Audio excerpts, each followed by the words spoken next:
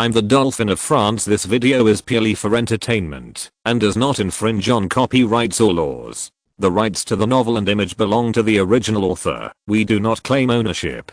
Don't like waiting and want to listen to this fanfic in full now? Subscribe to our Patreon, where you'll find the best fanfics. Chapter 251, The Breath of Death. Thank God, Fouch jumped out of the carriage, and the last words the Crown Prince said to him before leaving Paris flashed through his mind. Go ahead and do it. This may be the most glorious moment in your intelligence career. Yes, the most glorious moment. He licked his mouth like a beast about to taste its prey. He strode towards the wooden house and turned to ask the police intelligence officer beside him, "Can we start tomorrow?" "Yes, sir."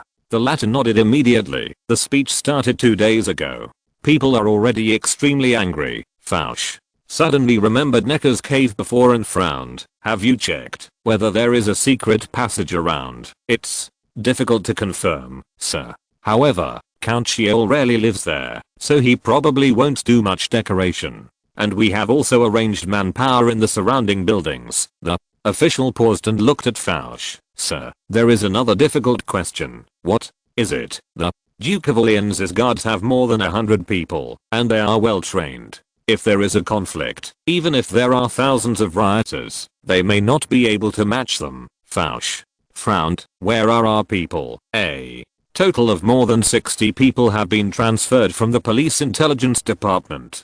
As you know, our people are not good at direct combat. The secret police can't be counted on. Fouch came to the lobby on the first floor, and everyone in the busy police information department stood at attention and saluted in point. Fouch raised his hat casually and walked straight to the map of Amor City. He looked at it intently for a long time, but still shook his head slightly. No, there must be a way. He paced back and forth in the room anxiously, catching a glimpse of the light of a lighthouse in the distance. From the corner of his eye point he suddenly stopped, and an excited smile appeared on his lips. Yes, this is Brittany. There are ships and shipyards everywhere. There will always be something like that. He immediately summoned the officials in charge of the operation and gave a few instructions in a low voice. The latter looked shocked and said hesitantly, "It should be possible, but our people may not be very good at using that thing." "It doesn't matter." Fouch smiled. "This is Brittany. It shouldn't be difficult to find a few experienced sailors or retired soldiers among the citizens." The next afternoon, still following the familiar process, speakers began to gather citizens in the city, and someone in the crowd explained the contents of the pamphlet to everyone. When the man told Count Theol that this might cause the price of bread to skyrocket, do you know what he said? The young man giving the speech waved his hand. He said if they don't have money, they should eat straw. This devil. The crowd roared angrily. He should be eating grass. This guy is a murderer. Kill him. Bretons are notoriously tough and difficult to talk to. 200 to 300 years ago, piracy was a pillar industry here. The members of the Iron Helmet gang who had been arranged long ago greeted everyone and rushed towards Count Sheol's manor. He is the 8 of spears, ranked 30th on Joseph's playing cards. Note 1. Then, not surprisingly, the more than 1,300 citizens who wanted to settle accounts with Count Theol were blocked from the manor. In front of them was a 2-row formation composed of more than 60 guards, with brand new Cholville 1776 flintlock guns pointed at everyone. For a while, no one dared to get closer. The aura exuded by those guards was extremely unusual, and one look at it would make people nervous, but they were unwilling to leave either. The citizens just surrounded the gate of the manor from a distance and kept cursing. Just as the two sides were in a stalemate, a group of women drove to carriages. They lifted up the straw on the carriage, revealing the dark metal cylinder underneath, and shouted proudly, "The moccasin was about to install this thing, so we towed it from the dock." The crowd suddenly burst into cheers. More than a dozen strong men laboriously moved the wooden frames and metal tubes from the car, and others skillfully assembled them. A 6-pounder gun commonly used in armed merchant ships suddenly appeared in front of everyone. Who would use this thing? Before the agent from the police intelligence department finished speaking, several people crowded over. "Leave it to me. I've been dealing with this old friend on the ship for 20 years. I can use it too. I served in the artillery, and several People completed the filling in a hurry. The middle-aged sailor used a hammer to hit the wedge-shaped wooden pin on the gun mount to adjust the height, and then stretched out his thumb to take a look in the direction of the manor. Well, that's all. The crowd of onlookers immediately dispersed to both sides. Only then did the guards at the door notice that there was an extremely eye-catching black thing 150 steps away. It's a cannon. The captain of the Duke of Orleans' guard hissed in surprise point. However, before the guards could react, the young sailor in the distance pressed the ignition stick against the fire door. There was a loud bang, firelight splashed, and gunpowder smoke rose. A 6-pound iron ball roared past the queue of guards, and the 3 men were instantly torn to pieces by the huge impact. 2 people nearby were knocked unconscious by their flying limbs. The momentum of the cannonball did not slow down at all, and it hit the pillar of the manor gate, destroying more than half of the gate in an instant. The debris that collapsed killed 2 more guards and stabbed 1 person in the leg point at a distance of 150 steps. This kind of naval cannon requires almost no aiming, and its straight trajectory ensures that it has a very high hit rate. The remaining guards were frightened and scattered in a panic, trying to escape.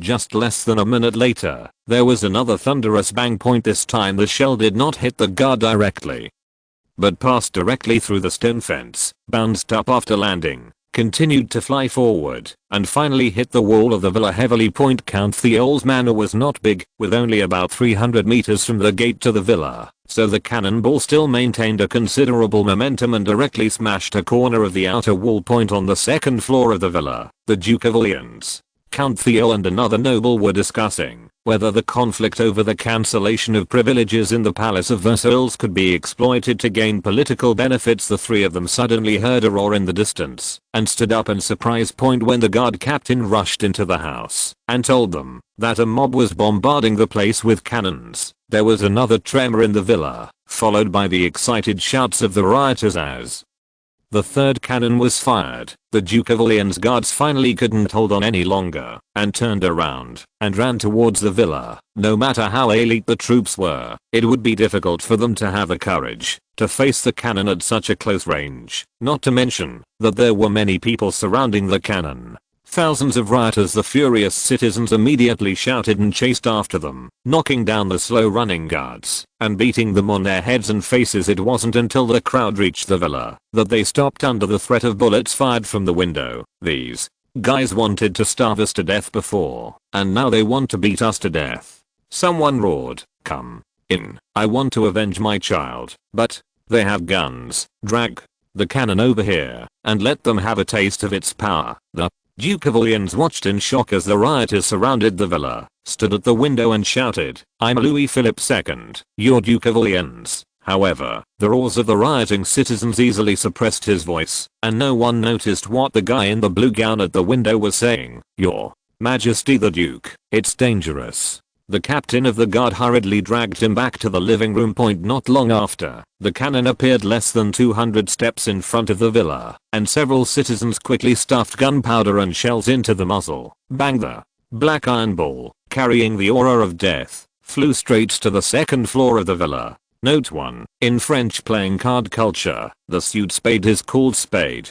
Chapter 252 Eliminating National Thieves. The floor-to-ceiling windows on the west side of the 2nd floor of the villa disappeared along with the window frames.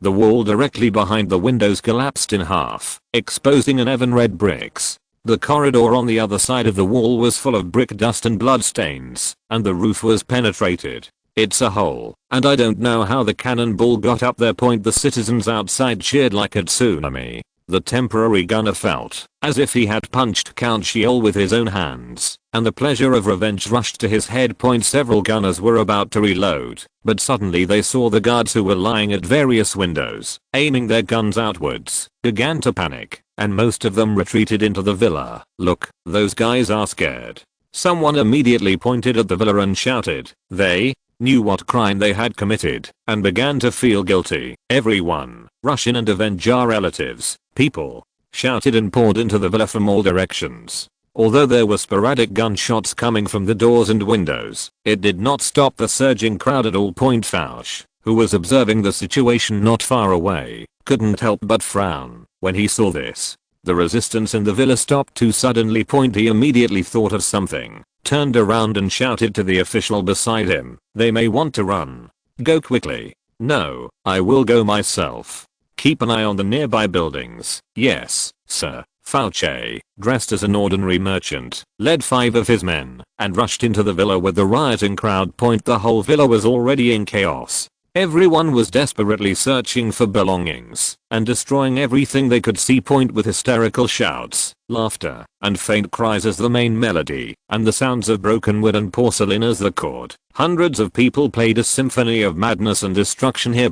Soon, someone unknown lit the kitchen on the first floor on the south side of the villa, and the breeze carried thick smoke that quickly spread through the house. Fauch looked around and quickly came to the stairs. There were crazy rioters and guards fighting with each other everywhere, and people rolling down the stairs from time to time.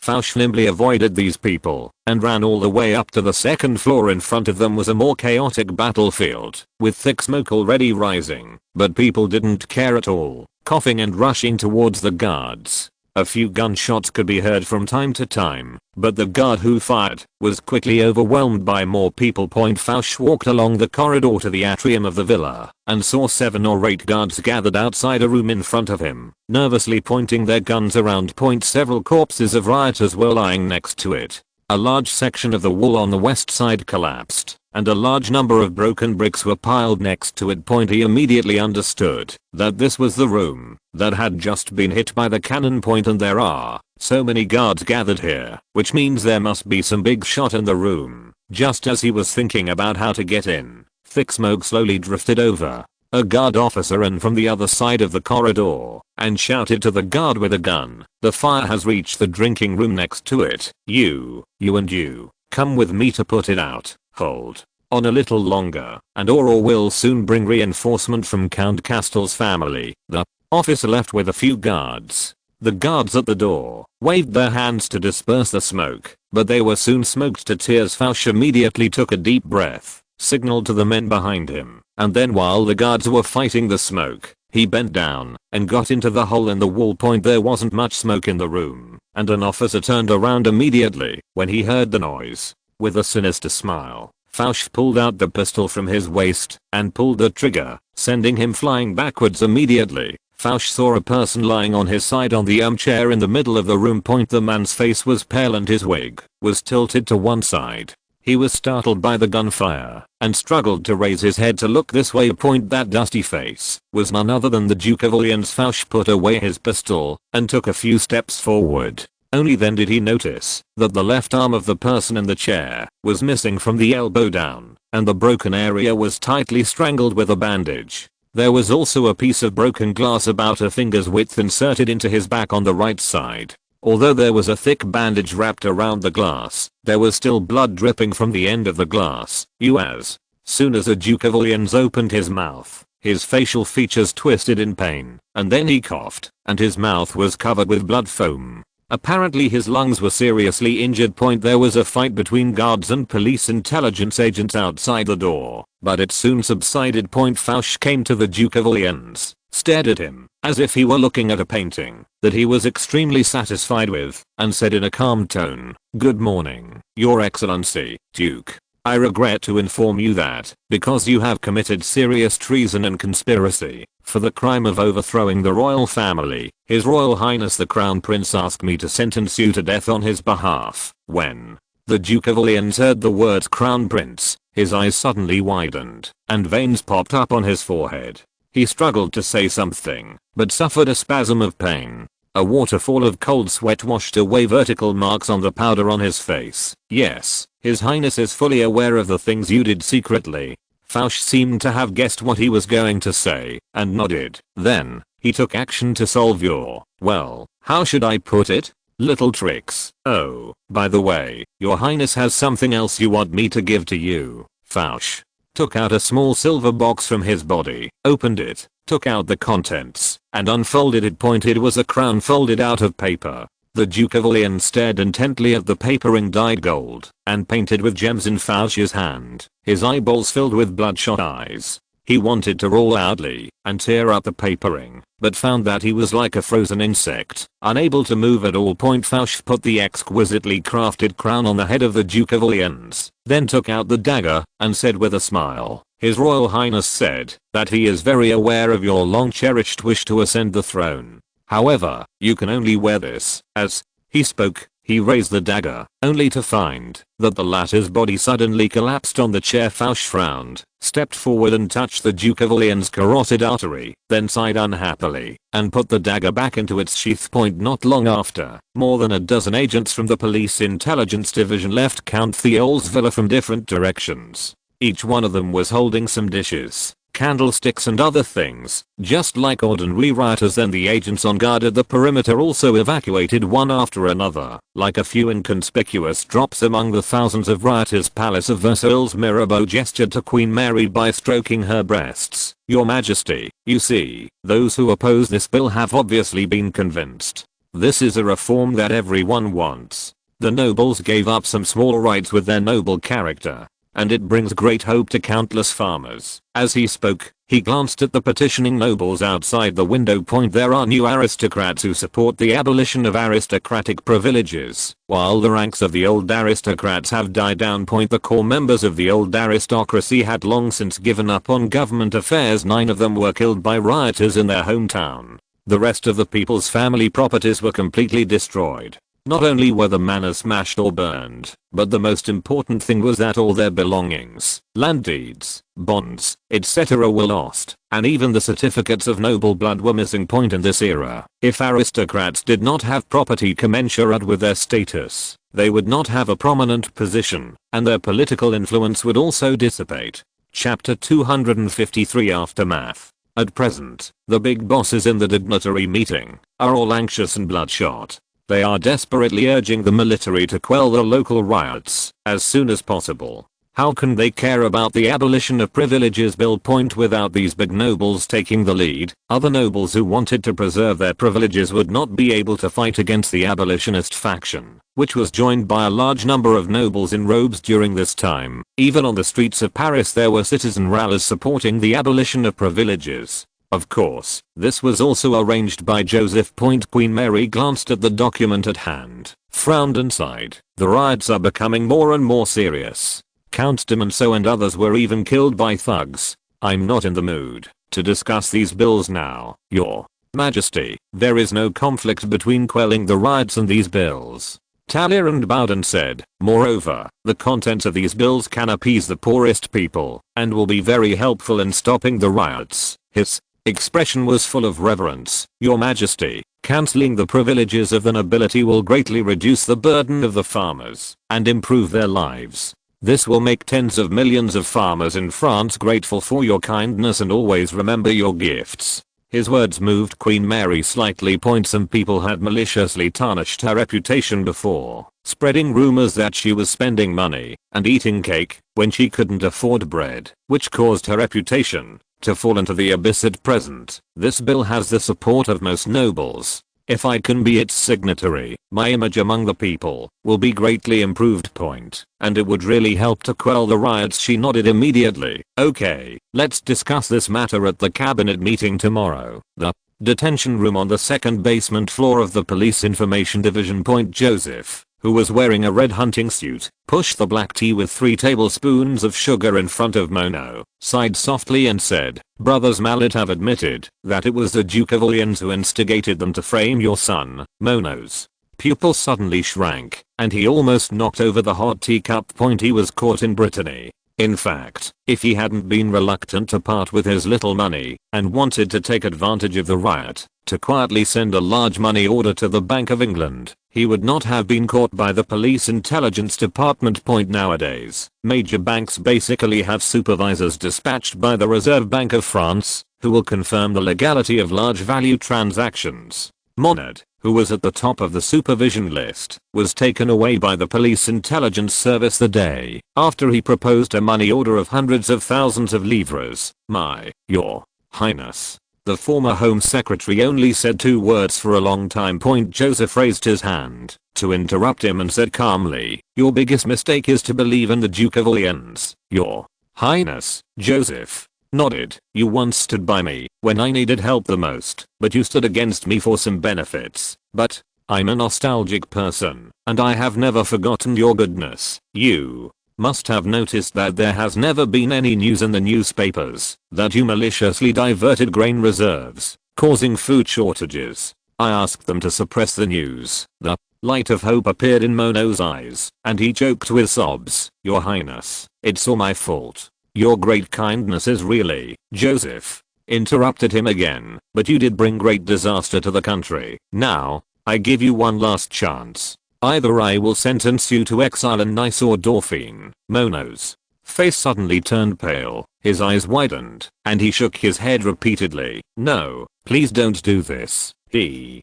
was responsible for the food disaster. If he were exiled to the most affected place in the south, if the news leaked, he would be killed by the angry citizens immediately. Joseph continued. Or, as a bewitched person, you can prove that the Duke of Orleans is the culprit of all this. You can exile Nancy. However, you must have conclusive evidence. No. Mono's face looked almost like a dead person.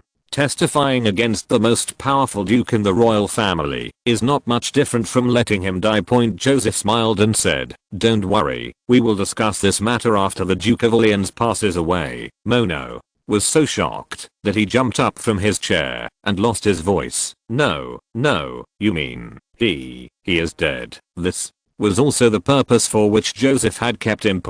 As long as the Duke of Orleans is alive, with his huge influence in France and his incomparable financial resources, even if the evidence is conclusive, the most he can do is fine him a large sum of money and reprimand him, and even exile is impossible.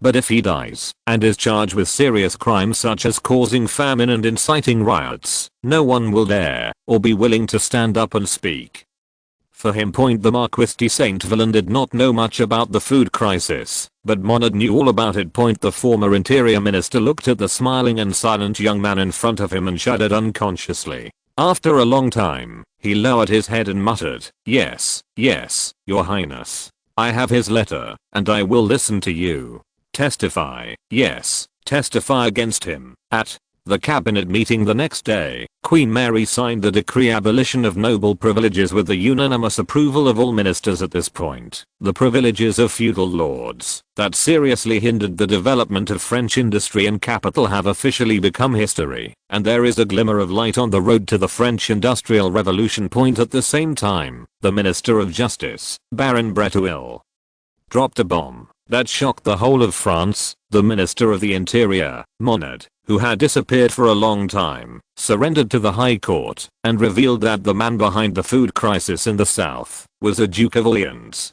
For a time, no one even paid attention to the abolition of privileges decree. From the Palace of Versailles to the streets of Paris, everyone was discussing the matter enthusiastically. But just as Joseph expected, a large number of nobles gathered at the Little Trianon Palace that afternoon to plead with Queen Mary for the Duke of Orleans. It was not until 3 days later that news came back from Armagh that the Duke of Orleans had been shot to death by rioting citizens with a stolen cannon. The Palace of Versailles was shaken again. But this time people only strongly demanded that the riot be suppressed and the murderers severely punished, but no one mentioned the pardon of the Duke of Orleans. Joseph looked at the nobles who were filled with indignation and asked the military to put down the chaos as soon as possible from the window. He just smiled and shook his head. 48 of the nobles on his playing cards have been hammered by angry people. The remaining 4 people were unable to charge down because the manor's defenses were too good and the number of local residents was small. There are also cases where police intelligence agents make mistakes and have to interrupt their plans according to the plans made in advance. The southern provinces should have entered the aftermath stage at this time. If nothing else goes wrong, the rioters will soon return home, and order will be restored in the provinces. As early as half a month ago, the Paris Police Department dispatched a large number of officials to riot provinces to guide the work of local police. This is just the first step in the aftermath. Chapter 254 The Contribution of the Duke of Orleans. Petit Trianon. Queen Mary sighed sadly. This is simply a disaster. Even someone as respected as a Duke of Orleans was killed by those mobs. Joseph pushed the strawberry cake towards her. In effect, he committed treason. The Queen gestured to the group of musicians sitting beside the door. Mozart's new sonata in A minor. Thank you. She looked at the cake and shook her head. But then he should be judged by the right person, rather than die a violent death. Joseph thought to himself, if he were the chief judge, he would probably be able to harm France for another 20 years. The sad tune coming from the piano made him frown, and he turned sideways and winked at Clementine, who was spinning the cake heartlessly. The little lolly hurriedly wiped the cake crumbs from her mouth and took the queen's arm. Dear aunt, don't be too sad. God will definitely punish those cruel thugs. By the way, would you like some pudding? As long as you add double sugar, pudding can always make all your worries disappear. Joseph held his forehead and glanced towards the piano continuously. Clementine suddenly said oh in realization, slipped to the side of the musicians, and murmured a few words in a low voice. The piano paused and then turned into Handel's cheerful water music. The BGM is finally suitable. Joseph turned to Queen Mary and said, Mother, this just shows that it is inappropriate to use the army to manage public security. You see, the mobilization of the army is slow to begin with. They are usually stationed in military camps. If something happens in the city, it will take a long time for them to arrive. Furthermore, their powerful firepower is of no use in maintaining law and order. Instead, they may accidentally injure innocent people. There were also citizen demonstrations in Paris this time, but no trouble occurred. This is because Paris has undergone police reforms, and the police patrolling the streets quickly brought the situation under control. Queen Mary looked at her son. So, you think police reform should be carried out in other places as well? Yes, I'm very sure that the promotion of the new police force system can quickly calm down the riots. The funding requirements for police reform nationwide are huge, with tens of millions of livres required to be invested in the first year. Therefore, the Queen had always been cautious before, but this riot made her waver. But this requires a lot of money. Joseph smiled. I have discussed with Archbishop Brian that there is not much financial pressure. For example, you can use banks for investment loans or issue special bonds. Of course, this was an excuse to deceive me. In fact, he was eyeing the tens of millions of livres of property owned by the Duke of Orleans. He knew that many nobles, including the Queen, believed that the Duke of Chartres should inherit the wealth. However, he held the High Court in his hands, and the Duke of Orleans was charged with treason. If this could not confiscate his assets, then he might as well find a piece of tofu and kill him. With this huge sum of money, there will be enough money for local tariff reform, let alone police reform. Speaking of which, this can be regarded as the only contribution the Duke of Orleans has made to France in his life. Queen Mary hesitated for a long time and finally nodded. Then let's carry out police reform across the country as you say. She also knew that the police reform was initiated by her son. If the riots could be controlled, the reputation of the crown prince would be greatly improved. Joseph was so happy that he immediately scooped a spoonful of strawberry pudding with double sugar and put it into his mother's mouth. Then he took out the decree he had prepared and signed it for her, and then ran out of Little Tria like a fly. Farm Palace. Cousin Clementine originally wanted to say goodbye to Joseph, but when she turned around, he was nowhere to be seen. She immediately pouted in grievance and had to turn to the Queen and said, Dear aunt, you know that your uncle is not in good health. My father wants me to return to Vienna with him to visit your majesty, so I will leave Paris in the next few days. The uncle she was talking about was the current Archduke of Austria, Emperor Joseph II of the Holy Roman Empire. Queen Mary's expression suddenly changed slightly. Joseph II had no heirs, and this was a gesture to recall his younger brother, Leopold II, Clementine's father, to succeed him to the throne. Although she knew that her brother had been suffering from serious illness, she didn't expect it to be so serious, so she hurriedly asked, How is your uncle? My father seems to have said that His Majesty only handles government affairs for half an hour every day. Queen Mary lowered her head sadly. There had been So many things that had made her sad recently, making her feel as if she had aged several years soon. Sonata in A minor sounded in the room again. Joseph felt a lot more relaxed when he got the decree on national police reform. Although he was confident in persuading me and even released the manpower responsible for implementing the reform in advance, without a formal decree, many things would be unfair. He knew very well that popular riots were a ferocious monster. He released this monster to eat the carrion on France's body, but if he couldn't make it disappear immediately, then it would continue to devour France's life. Therefore, the little fate launched by him against the feudal, privileged class has only just passed its half point. That is to say, he has basically mastered the domestic internal affairs, public opinion, justice, finance, military and other departments before he dares to take the risk of using this strong medicine. But even so, a slight mistake may cause a huge crisis. Not long after, he got on a carriage to Paris to personally urge the High Court to register the police reform decree. He looked out the window at the Palace of Versailles and suddenly shook his head and laughed. Since he came to this world, he has been trying his best to avoid the occurrence of a big fate, but he did not expect that in the end he would personally create a small revolution. Southern France. Nice. In front of the gate of the police station, the police officer who had just arrived from Paris looked at the more than 100 civilian patrol members standing crookedly in front of him. He recalled the way His Royal Highness the Crown Prince lectured him, and tried to imitate. "Good morning, gentlemen. I don't like to talk nonsense. I only have 3 things in total. First, from now on, all civilian patrol teams in Nice will be incorporated into the police department and become official police. Second, in a trance, he returned to the St. Anthony district. That morning that changed his life. He suddenly said loudly, "Please believe me, this will be an opportunity to change your destiny." This sentence was not what the Crown Prince said back then. There was only 1 day for training on the use of anti-riot crotches, and then the new police officers received crisp uniforms and followed the 2 police officers onto the streets of Nice. Of course, the old police force is also following behind them. The police officers from Paris said that as long as you behave well enough, you don't have to go to the daily affairs team because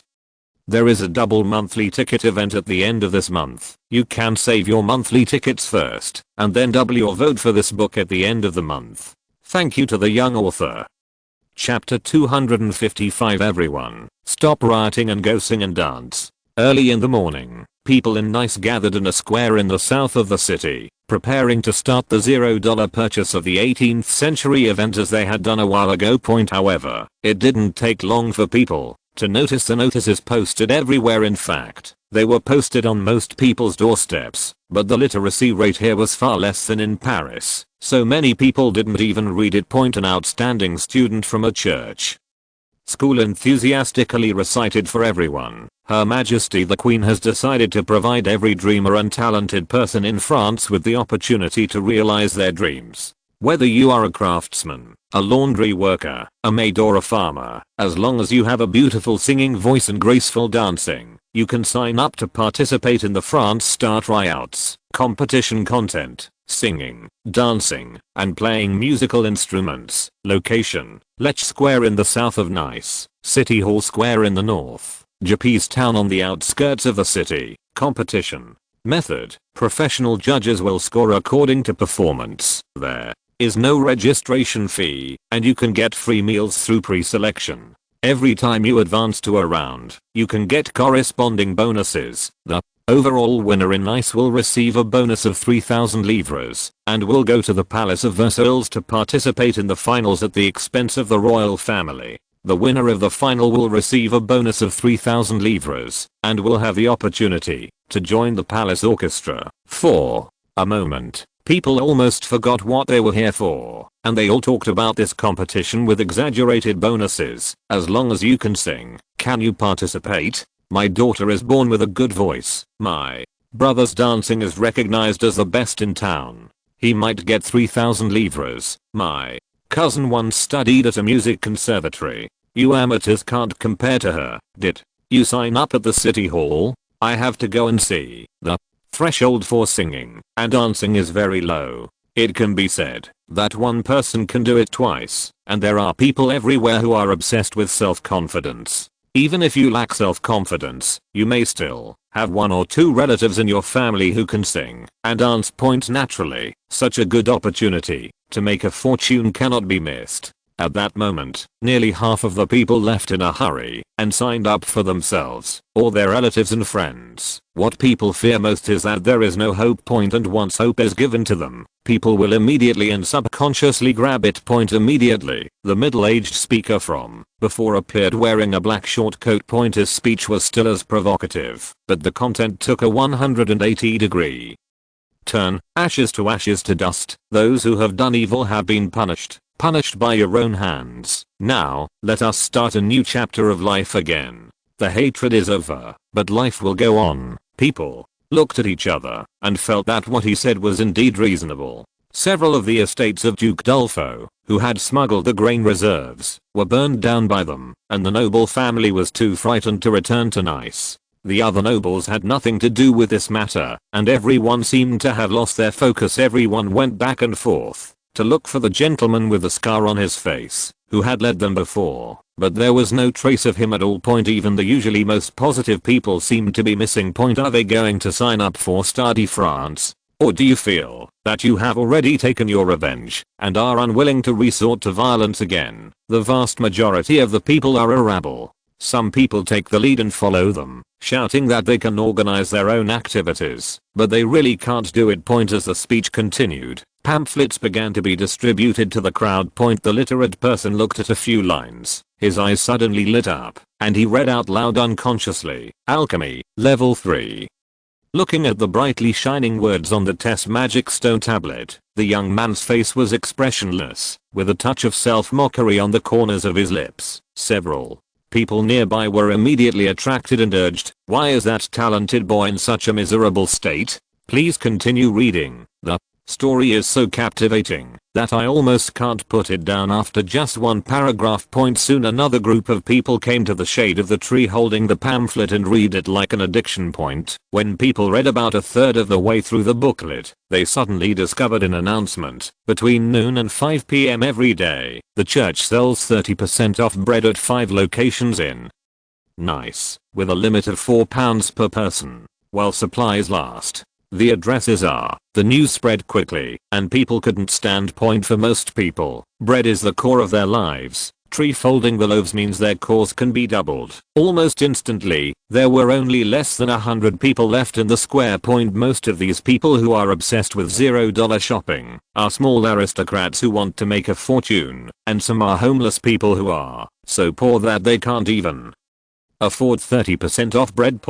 Just when they started to talk in low voices about whose home they could rob, despite the earnest words of the speaker in front of them, a group of policemen wearing brand new grey uniforms and holding Y-shaped wooden forks walked over. The leading police officer shouted to the people in the square, "Go home immediately. The Nice Police Department is performing riot prevention tasks." More than 20 people were frightened by this momentum and left silently. Among the remaining crowd, a young nobleman shouted provocatively, "Police, sir, even His Majesty the King can't prohibit us from walking in the square, right?" The police officer glanced at them and waved to the middle-aged policeman beside him. "Paul, take your people and follow them. If you find anything unusual, blow the whistle immediately to warn them." "Yes, sir."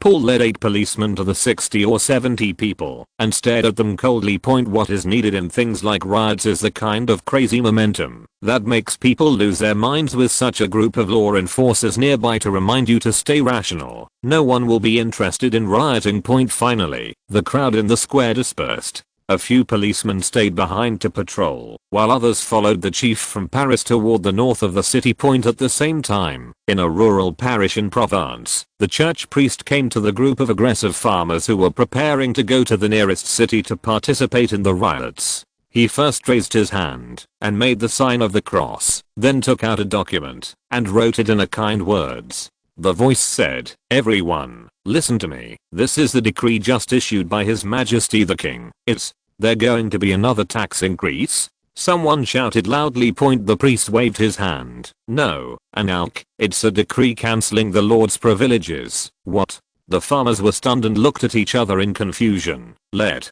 me read it to you." The priest skipped the first scene of the decree and said, From now on, the lord's right to use the peasants in the territory to work for himself will be revoked. Abolition of the lord's power to demarcate hunting areas. Abolition of the lord's power to unilaterally change the tenancy agreement. Cancelled. The farmers' eyes widened when they heard this. This is simply unbelievable. If these are true, then your life will become much easier in the future. Chapter 256, The Scapegoat. Yes, farmers' lives will get better. That was Joseph's purpose point. Whether it's a small riot or a major riot, it's all caused by people being dissatisfied with life. Point: let the quality of life of ordinary people be improved. They don't care whether you are the king or the National Assembly. It is too late to support you. Whoever dares to disturb the country will be the first to disagree. Point: sure enough, after the farmers repeatedly confirmed to the priest that this was indeed a decree issued by the king, they immediately began to shout "Long live the king," and scattered back home to report the great news to their families. In the afternoon, the archon of the parish gathered everyone in the village in front of the chapel and announced that the Star of France would be held. Point: immediately, more than 10 people signed up on the spot. Point: 3 days later, the chaos in the southern provinces has been initially brought under control. Point: especially after the newspaper published that a washerwoman in the Moulins area won the Star of France competition and won a prize of 3,000 livres. The Duchess of Villars also hired her as her personal musician. All the attention has been turned to this competition. Point: well, in order to increase the popularity of France's star, Moulin conducted auditions in advance and quickly completed the competition in less than a week. Duchess Villars also responded to the Crown Prince's request and came forward to cooperate. Point: for a time, France was full of people practicing dancing or singing on the streets. No one didn't want to be as lucky as the washerman. Point: subsequently, auditions were launched in various places. In order to take care of the workers at work, the competition will last until 9 PM every day, so that they can compete after get off work. Point: city halls or squares everywhere are brightly lit. Just organizing this competition costs a city nearly 10,000 livres. The winner's prize is another expense. Point: but it's all worth it. Point: even if people do not participate in the competition themselves, they will still pay attention to the participation of relatives and friends. People gather in front of the city hall every day to enjoy the songs and dances, cheer for the winners, or listen to the touching stories of the contestants. They don't return home until dark, still unfulfilled. Point: the riot seemed to have happened a long time ago. Point: with the funds for police reform in place, this money was borrowed from bank loans in the early stage, which was already very efficient. Based on the efficiency of banks at this time, the new police officers received their first month's pay. Salary. Obviously more motivation. Point: the riots more than 10 days ago have also been reinvestigated. It was not directed at those who went to the homes of the nobles to protest, but at those who fished in troubled waters and robbed ordinary people. Point: Palace of Versailles. In the corridor of the South Hall, 7 or 8 nobles with worried expressions were discussing in low voices. Then the Duke was brutally killed by those untouchables. His body was found in the mud outside the manor. The others all shook their heads sadly. I heard that they even took away his clothes and didn't even leave him with the last bit of dignity. These shameless, damned guys. My God, is France going to fall into chaos? I have been awakened by nightmares every day recently, in which the mob tied me to a fire and roasted me. God, I want to sell off all the assets in my hometown, otherwise the rioters will one day snatch them away. I also have this plan. Maybe it would be safer to take some money and go abroad. A nobleman caught a glimpse of the crown prince approaching and hurriedly signaled to several people around him. Point: they immediately retreated to the edge of the corridor and bowed to signal to the crown prince. Point: Joseph vaguely heard their discussion. He had already nodded and walked over. After thinking about it, he turned back and smiled at a few people. Gentlemen, the riot has passed. Believe me, this is just a drought, and drought that only occurs once in a century. Just the chaos caused by the cold. New police teams have begun to be trained in the provinces. They are as good as the Paris police and will do an excellent job in maintaining local security. This kind of riots will never happen again. Oh, also, those criminals who incited riots and killed nobles have also been arrested. There will be a public trial soon. Several nobles looked at each other, all showing excitement. Your Highness, is this true? Of course it is true. I believe everyone will see the relevant news in the newspaper soon. If you are interested, you can go to Paris to watch the trial of the rioters. Joseph knew that to completely end the riots, it was not only necessary to disperse the troubled people, but also to restore order in people's hearts except for those big nobles, who are causing harm to the country. In fact, the vast majority of the nobles have to be fought for. Even the old nobles, as long as they accept reforms and integrate into the development of the country, they can even be the backbone of France. After all, they still control most of France's wealth, and there are many knowledgeable and capable people among them. France cannot do without them. Even as a force that restrains the capital aristocracy, the royal family cannot do without them. The most important thing for a monarch to rule is to find a balance between the forces of all parties. Therefore, after dealing with the guys in the meeting of dignitaries, it is necessary to appease the other nobles who are law-abiding, so as not to plunge the country into turmoil. And if the rioters are not severely punished, how can the nobles feel at ease? Therefore, not only must they be severely punished, but there must also be no shortage of rioters who want to kill chickens to scare monkeys. Of course, Joseph would never catch ordinary people who participated in the riots. The scapegoat has been prepared for a long time. Those were the gang members who were used by the Duke of Orleans to incite riots. They were later taken over by the police intelligence service and reused, and are now on their way to Paris. These guys were still waiting to be paid, so the police intelligence unit arrested them all easily. It can be regarded as a nationwide public security rectification operation. A week later, a queue of 2,000 people, composed of police students from the Paris Police Academy and soldiers from Berthier's Legion, marched neatly into downtown Paris. Behind them were more than 100 gang members escorted from southern provinces. In fact, nearly 400 gang members were arrested. Just to avoid chaos, the others were directly imprisoned at the Paris police station. At the front of the team were dozens of soldiers wearing yellow ribbons and medals of different levels on their chests. Behind them are drummers and flag bearers. Two tall flag bearers held a banner that read "Successfully quelled the southern riots," and led the soldiers proudly through the center of the street. Almost all the citizens of Paris crowded on both sides of the road, shouting slogans such as "Long live the king" and "Praise to the warriors." The triumphal procession passed half of the city and finally headed to the Palace of Versailles.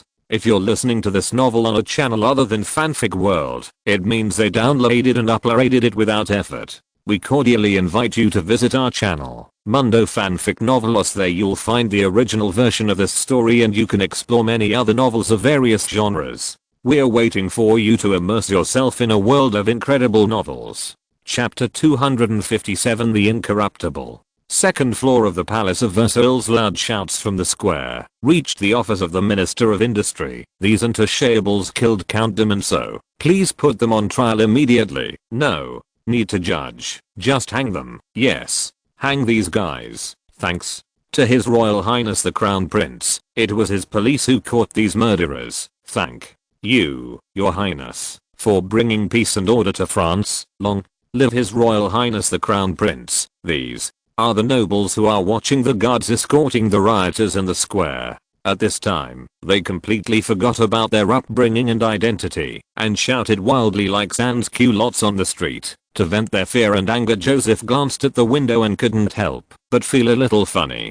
He had deliberately suppressed the old nobles, but now they were praising him as a hero who quelled the riots. But this is good. At least no one will talk too much about police reform. He signaled Emin to close the window, and then looked at Mirabeau. "Then please submit this bill to Her Majesty the Queen, as soon as possible, so that it can be discussed at the cabinet meeting the day after tomorrow." Now that the nobles' attention is focused on trying the rioters, the bill should not encounter too many obstacles. "Yes, Your Highness," Mirabeau said, carefully putting away the grain production bill manuscripts that had just been sorted on the table.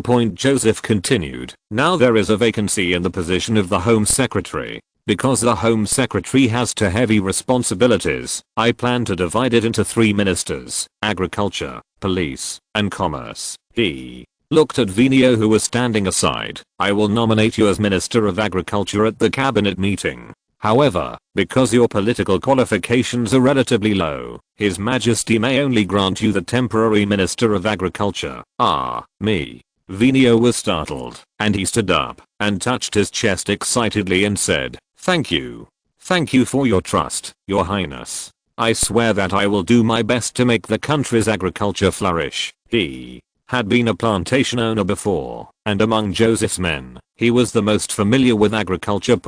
And he himself never imagined that a chance encounter with His Royal Highness the Crown Prince in Bordeaux would actually make him soar to the point where he was about to become a cabinet minister. Joseph also warned, "You must cooperate more with the church on agricultural matters. In the lower class villages, only the church can really influence the farmers." "Yes, your highness, I will keep your request in mind." Joseph nodded at him, then turned to Bailly and said, "And I hope you can serve as Secretary of Commerce. I hope you will not refuse." "Of course."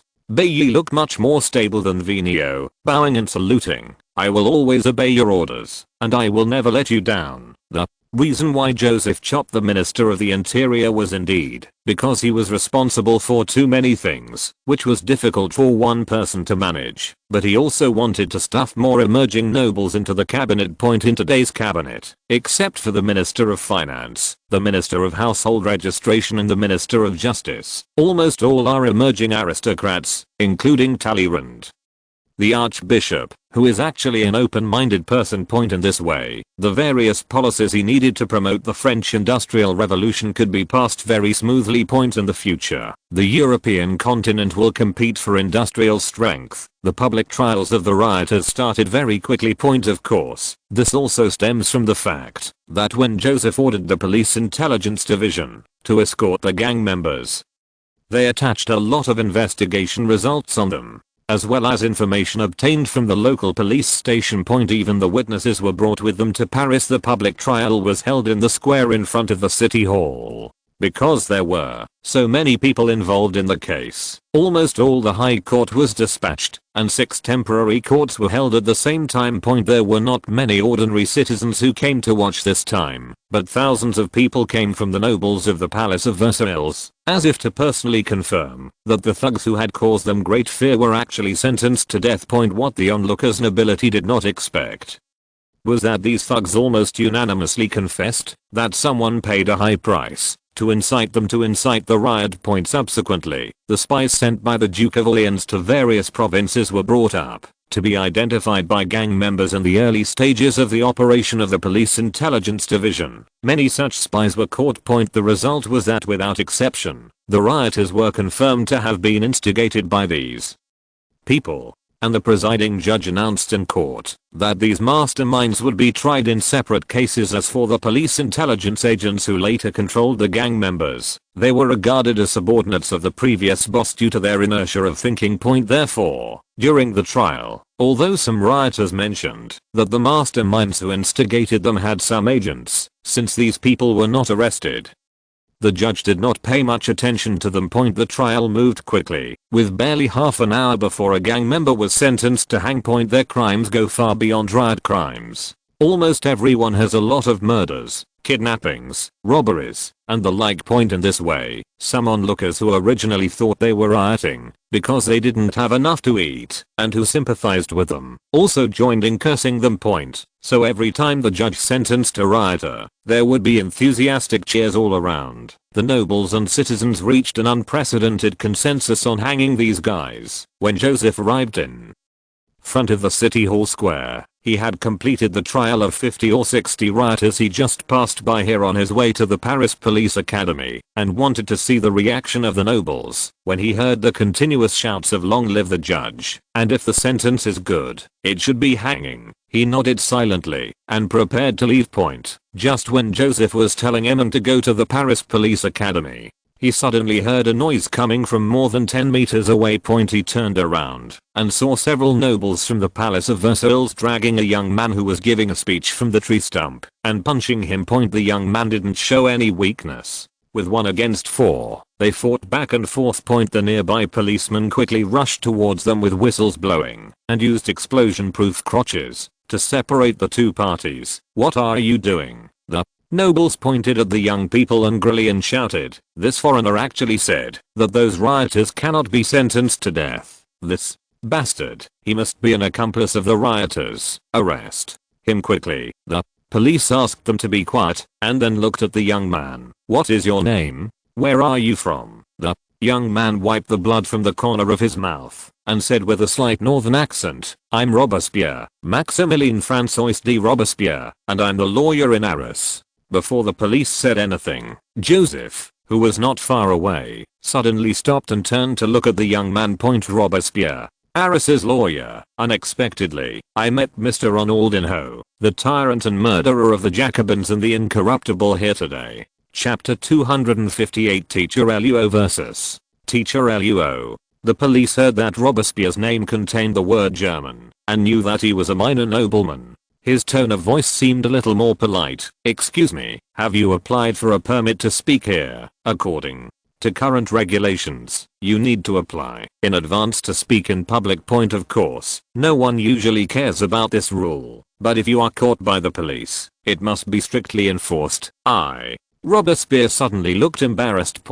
Just as the nobles who were fighting with him showed gloating expressions, a young man wearing a blue-grey coat and with blown-up hair walked quickly, looked at Robespierre and said, Maxi, I finally found you. He turned to look at the policeman on the side. Sir, what's going on? The policeman saw the silver scale buckle on his collar and knew that it was the logo of the Bureau of Impartial Investigation. He unconsciously became nervous. It's nothing. This gentleman violated the ban on public speaking. It wasn't because he had been embezzled or bribed, but because the reputation of the Notary Investigation Bureau had spread throughout Paris. His superiors had been called in for questioning, and all the public officials in Paris were nervous when they saw them. Oh, look, here's my classmate from out of town. The young man smiled and patted the policeman's arm. You just give him a chance. I guarantee that he will not. I won't do it again. The policeman hesitated for a moment and finally nodded. Okay, you have to keep an eye on him. The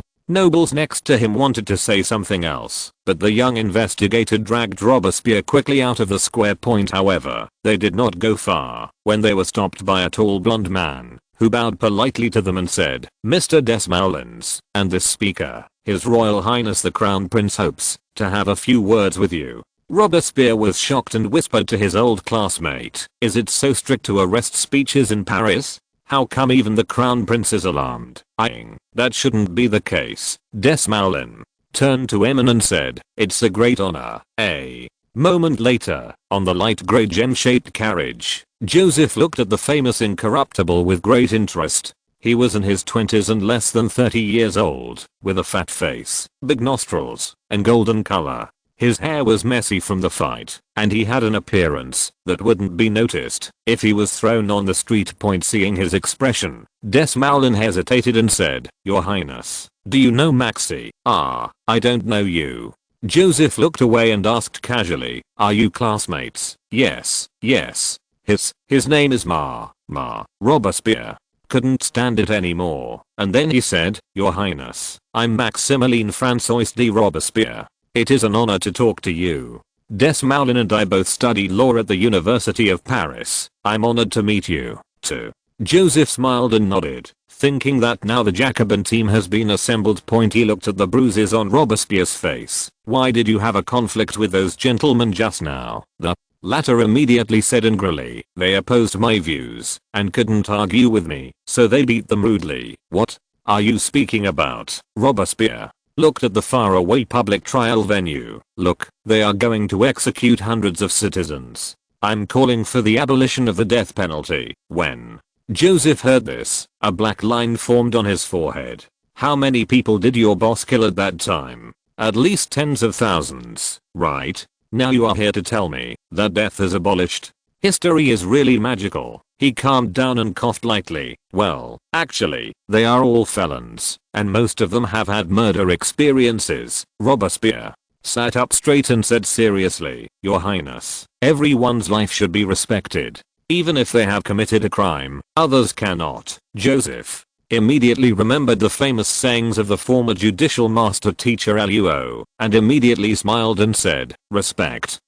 That's right. Only beasts are not responsible for killing people. You see, if they are not allowed to pay with their lives, wouldn't they be treated as beasts? In order to respect the value of criminals as human beings, the death penalty must be imposed. No. Robespierre didn't get around it and quickly changed the subject. Your Highness, the death penalty is a barbaric punishment. The abolition of this punishment is a symbol of civilization and progress. Joseph thought to himself that your argument was far worse than those abolitionists on the forums of later generations. No, this is the performance of civilization. Have you ever thought that according to the wishes of the families of the deceased who were killed by them, they must be nailed to a cross, beaten with a whip for 3 hours a day, and listen to their moans for several days until tortured to death? The judge sentenced them to a quick and painless death, based on civilized considerations. He pointed to the sky as he spoke. In fact, even God will execute those guilty.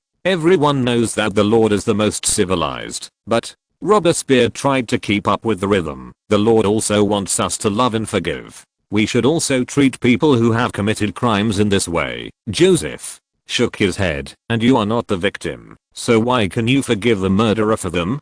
Or wake up the dead and ask them for their opinions. The abolitionists were a little anxious. Your Highness, if you execute someone directly, if it is found to be a miscarriage of justice, it will be irreversible. The mortality rate of sailors on ocean-going ships exceeds 20% every year. Do we have to scuttle all ships because of this? Joseph smiled. No, we should continue to improve ships and navigation technology. In fact, I have indeed started to do so.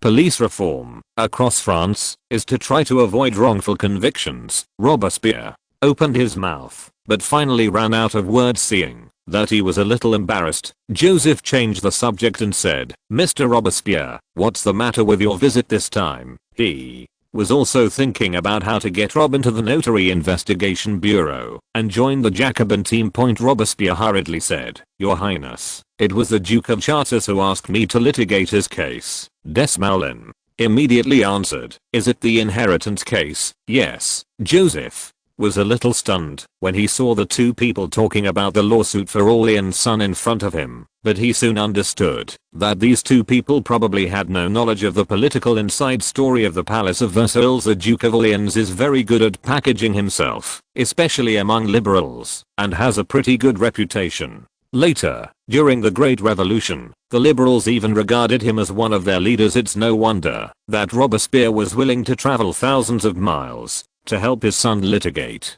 Chapter 259 Royal Guards Corps.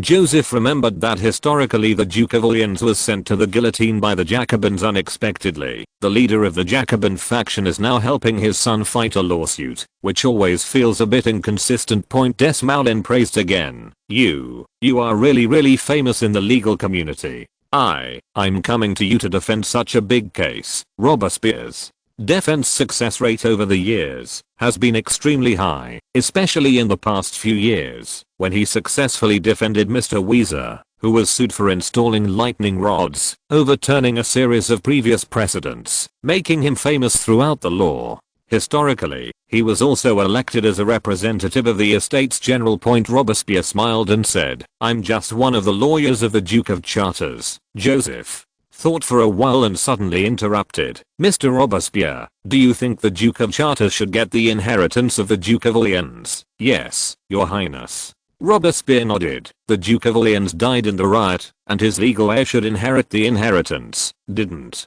you hear that he was guilty of treason? Robespierre said solemnly, Your Highness, you know that there are often similar political conspiracy theories in the Palace of Versailles. I believe that the Duke of Orleans will not. Joseph smiled and gestured to Emin. Please return to the High Court. Okay, Your Highness. An hour later, in the archives of the High Court, Robespierre turned over the thick evidence. His face turned pale, and his teeth creaked. As a senior lawyer, he could easily tell that the evidence was not forged. His Royal Highness the Crown Prince said that there were still a large number of exhibits in the evidence room, but he felt it was no longer necessary to look at them. Not to mention the Duke of Orleans colluding with the British, allowing French banks to inject large amounts of capital into British industries, or inciting the nobles to refuse loans to the government, but only the last one, instructing the Mallet brothers to kill people in order to force the Minister of the Interior to maliciously allocate grain reserves,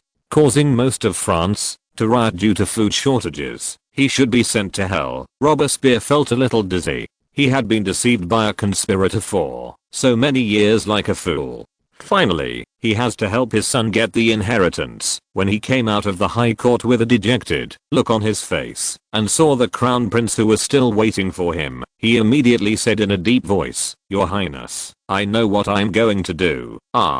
Joseph said, "You should join the Notary Investigation Bureau and find people like the Duke of Orleans as soon as possible." Desmoulins kept nodding at the side. I also hope that you can join the Investigation Bureau. Thank you for your trust. I will seriously consider it." Robespierre bowed somewhat absent-mindedly and was about to leave.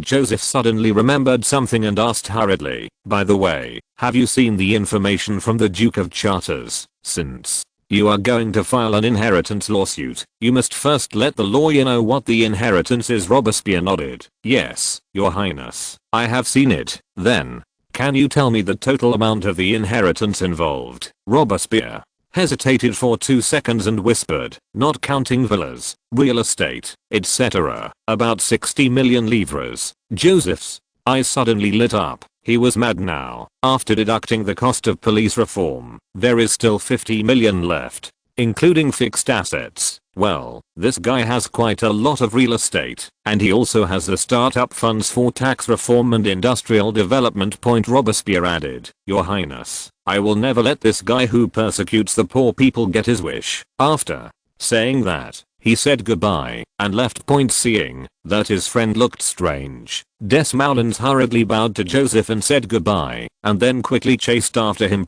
Joseph got on the carriage again and rushed towards the Paris Police Academy. An hour and a half later, the car stopped in front of the Police Academy's office building. Joseph did not disturb the trainees who were practicing this time. He first went to listen to a tactical command class and then called a meeting with Berthier, Friant and other officers. "I think everyone has heard about it." Joseph looked at the officers on both sides of the long table. "According to the military reform plan, we will establish a general staff. After the general staff headquarters is officially put into operation, it will replace the Minister of War and carry out the overall planning and deployment of the war. The Minister of War is only responsible for the final signature and confirmation." All the officers were a little surprised when they heard this. They had previously thought that the general staff was just like the staff in the army, only assisting the Minister of War in making decisions. They did not expect that it turned out to be the Combat Command Department. Joseph continued, "General Berthier has previously compiled the responsibilities and requirements of the general staff into a book. Now it is up to him to explain it to everyone in detail. Later, please also carefully study the new combat mode under the dispatch of the general staff." Of course, it is said that Berthier compiled it, but in fact the main framework was provided by Joseph. Berthier, as the designer of the concept of the general staff in history, with the help of the latter, made this department come into being 6 years ahead of schedule, and it was much more complete. Berthier bowed to Joseph, and then motioned to the orderlies to distribute the functions and requirements of the general staff to everyone. The general staff is mainly responsible for research on all aspects of war and formulating the maneuver and combat plans of the troops. It also includes plans for mobilization and campaign implementation. According to the request of His Royal Highness the Crown Prince, the general staff will also be responsible for logistical supplies, map planning, daily training and exercises. No, the outcome of wars in this era depends largely on the commander's personal experience and even intuition. This creates great uncertainty. Gods of war who are as powerful as Frederick II sometimes make mistakes. A mistake by the commander may result in the death or injury of a large number of soldiers, or may directly lead to the failure of the battle. The staff system uses the professional and technical means of a large number of staff members to collectively formulate combat plans to avoid commanders' mistakes to the greatest extent. It is an advanced combat command model that transcends this era.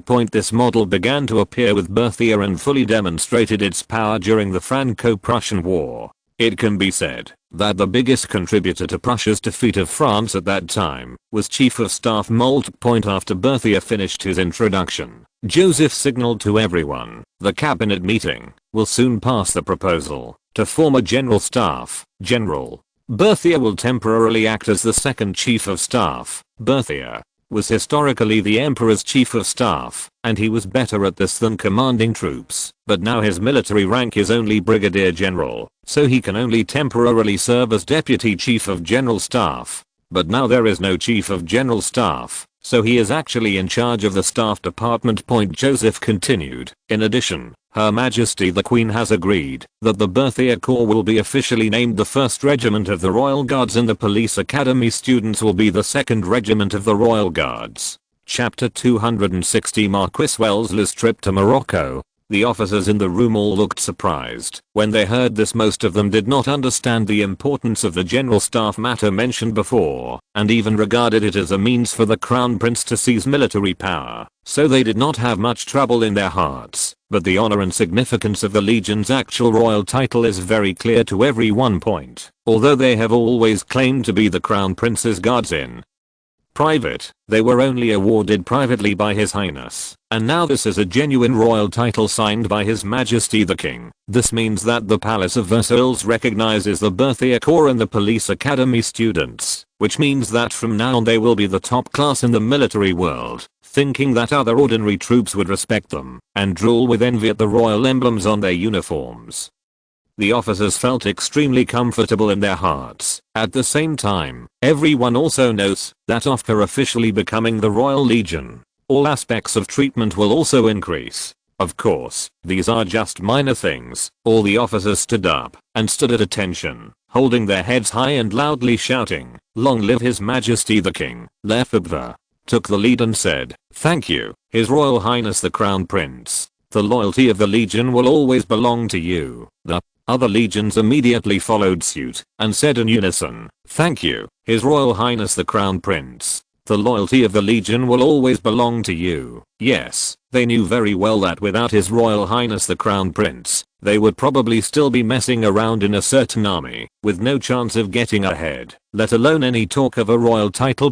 Everything they have now is brought to them by His Highness. How can they not be grateful? Joseph smiled and nodded in response, motioned for everyone to sit down, and encouraged everyone. Before announcing the end of the meeting. After the other officers left, Berthier came to Joseph and said with a guilty look on his face, "Your Highness, the recruitment of noble officers you ordered before did not go well. There are rumors that the officers have secretly formed an alliance to resist the Guards Corps." Joseph knew that although most of the hereditary noble officers were useless, they could not be beaten to death with a stick. Even among the marshals who took over the emperor, there were many officers from old aristocrats, and their abilities were quite strong. In addition, the Guards Corps is currently short of mid-level officers. In the past, this problem was not obvious when the army was small, but now that he is preparing to rapidly expand the size of the new army, the middle-level army has become seriously insufficient. Lower-level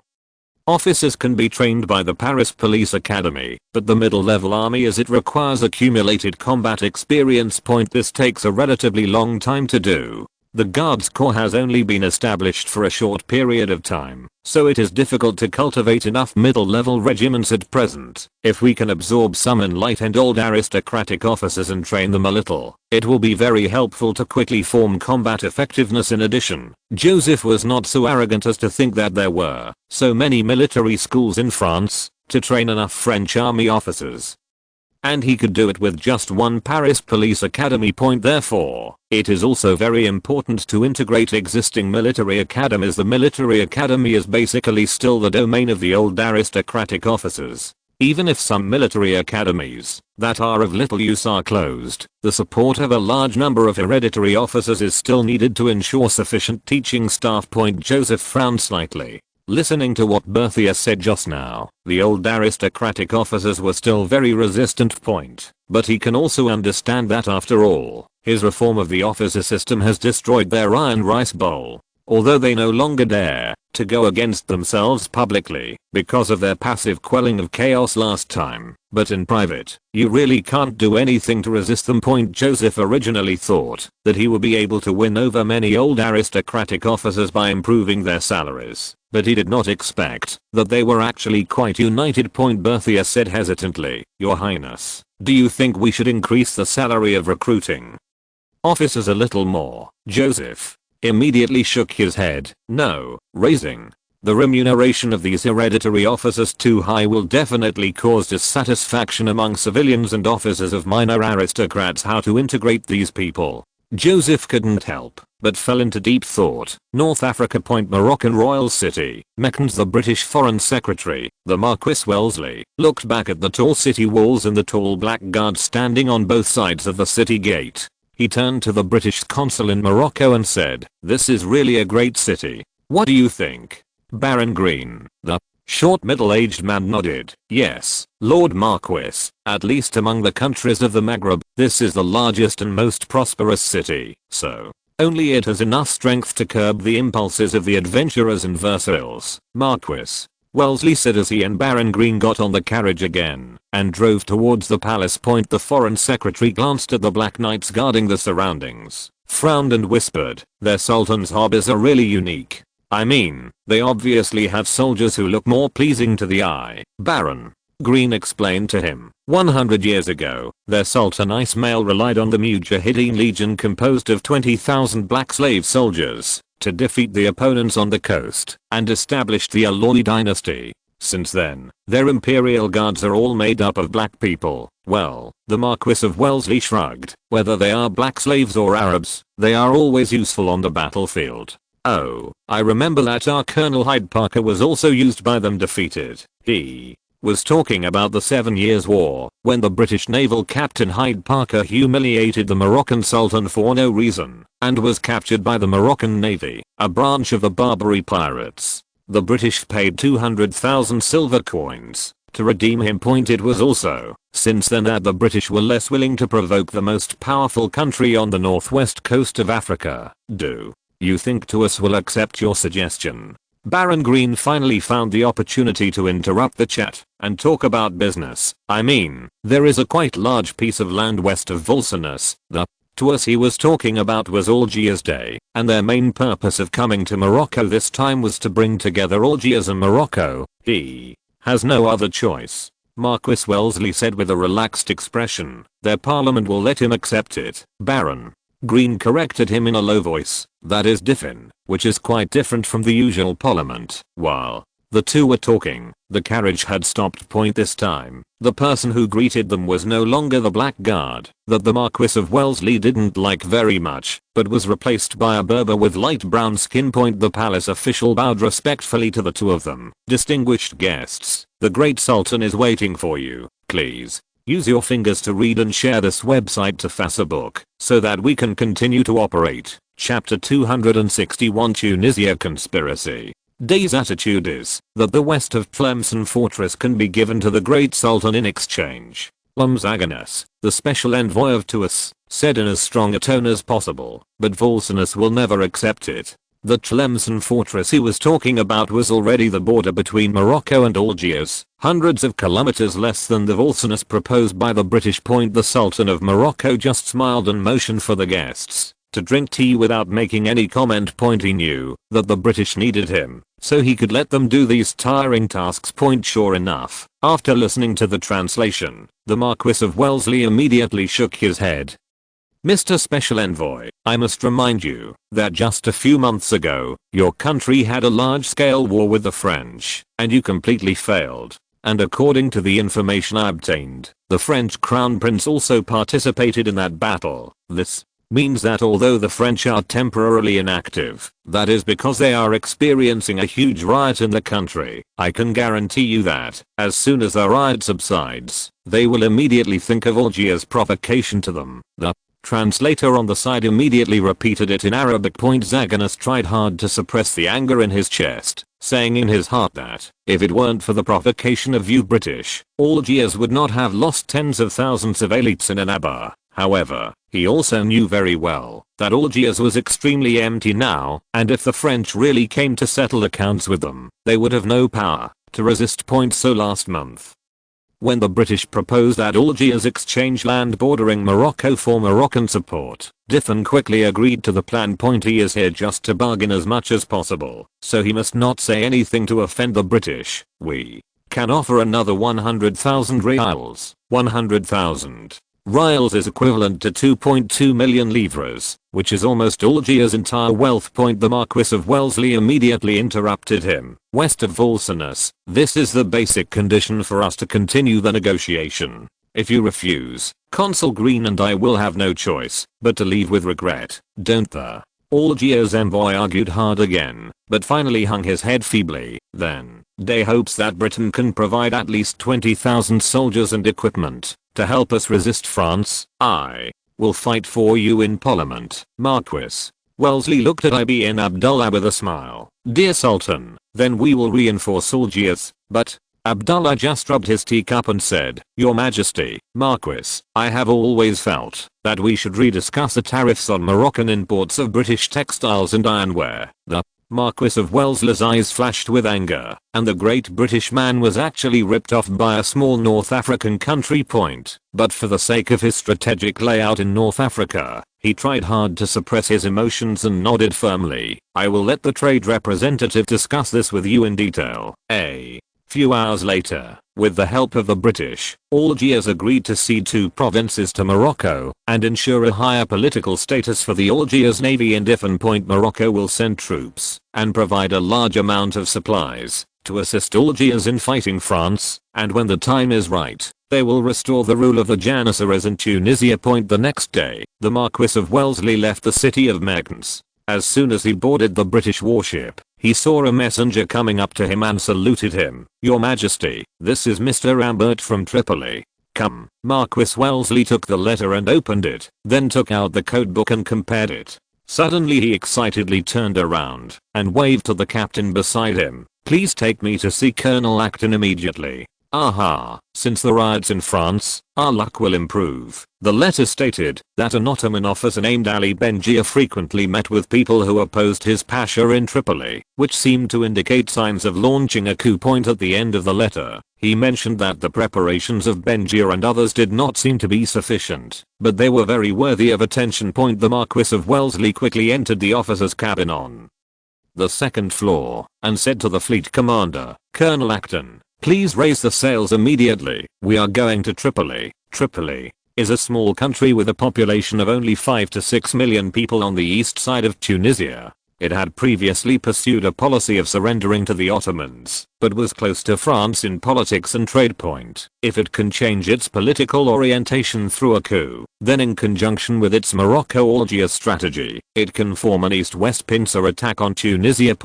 And that Ali Benjir was an Ottoman officer, which meant that he was very likely to drag Ottoman into this muddy water. Even if the French cannot be driven away from Tunisia, they can greatly change the trade pattern in the Mediterranean. Soon, the British fleet set sail for the Strait of Gibraltar. After entering the Mediterranean Sea from there, it takes about 10 days to reach Tripoli. Marquis Wellesley looked at the distant skyline, suddenly smiled, and said to himself, while the 2 wings are under pressure, why not do something in Tunisia? For example, the lie that the French made up about Roman origins should perhaps be clarified for the Tunisians. Paris.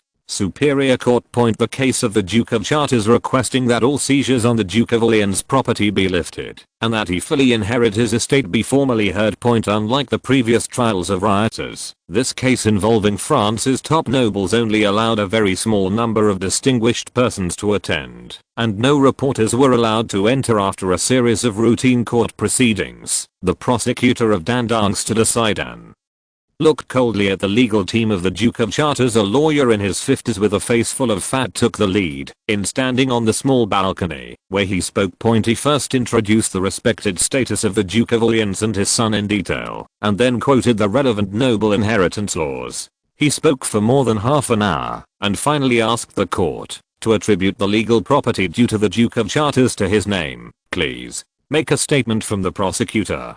De Boer looked at Danton and said, According to the instructions of His Royal Highness the Crown Prince, as the President of the High Court, he will personally be in charge of the trial. Danton jumped onto the speaking platform and loudly said, "I have no objection to the inheritance of the Duke of Chartres. Of course, I would like to remind the judges that the Duke of Orleans was convicted of treason not long ago." Dubois couldn't help but be shocked when he saw him return to his chair like this. The Dauphin probably didn't mean to let the Duke of Chartres take the inheritance. What was Danton doing? He had no choice but to bite the bullet and continue the trial process. In the absence of no resistance from the prosecutor, the court quickly made a verdict that the Duke of Chartres fully inherits the Duke of Orleans estate. Please use your fingers to read and share this website to Facebook so that we can continue to operate. Chapter 262. Fine.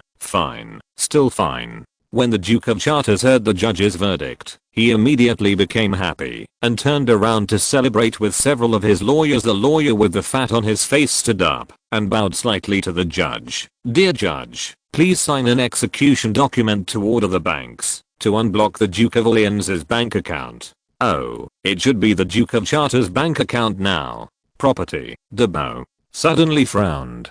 According to legal procedures, he should indeed sign the unblocking document, but in this case, what should the Crown Prince explain? Just when he was in trouble, Danton, who had been silent until now, stood up and raised his hand to the lawyer of the Duke of Chartres. "Please wait a moment, Mr. Balthazar." He turned to the judge's bench and said loudly, "Your Honor, I think the specific amount of the Duke of Orleans' estate should be verified in court first. Otherwise, once the seal is unsealed, creditors may suffer losses." "Creditors?" Lawyer Balthazar frowned and sneered. "I'm afraid you are mistaken, Mr. Public Prosecutor. The Duke of Orleans does not have any debts." "Really?" Danton gestured to his assistant to hand the information to the judge and also gave a copy to the Duke of Chartres. "Your Majesty, please turn to the second page. Here are the testimonies of the Marquis of Ludo and many other managers of the banking guild. In March 1775, the Duke of Orleans invested 1.8 million livres from the City Trade Bank in the British Hell River Steel Company. His assistant immediately handed over transcripts of the two documents to the judge and to the lawyer of the Duke of Chartres. Lawyer Balthazar interrupted him impatiently. "Yes, some insignificant violations should be dealt with in another case." Lawyer Balthazar glanced at the document. His eyes widened immediately. He flipped through it hurriedly and then shouted angrily, "How is this possible? Just because there was no review, a fine of 16 million livres was required." He first saluted to Dubois and other judges and then glanced nervously at the Duke of Chartres, but then he remembered the instructions of His Royal Highness the Crown Prince. The above mentioned investments were all transferred by the Duke of Orleans to the Bank of England in the form of bills of exchange and were not subject to investment review. This violates Article 12 of the Finance Act of 1774. Danton said to Dubois, "Your Honor, please ask Mr. Burney, who is responsible for the accounting of these violation cases, to explain the details to you." December 1776. From the Discount Bank of Paris to Holland, Danton mentioned 15 investment records in one breath, spanning more than 10 years, and involving an amount of more than 13 million livres. In May 1776, 2.2 million livres were invested in the British Carman Brothers Textile Company from the Paris Discount Bank. Soon, a middle-aged man wearing glasses, a wig and extremely neat clothes was summoned to appear in court. No, this is not a violation, but a serious illegal act."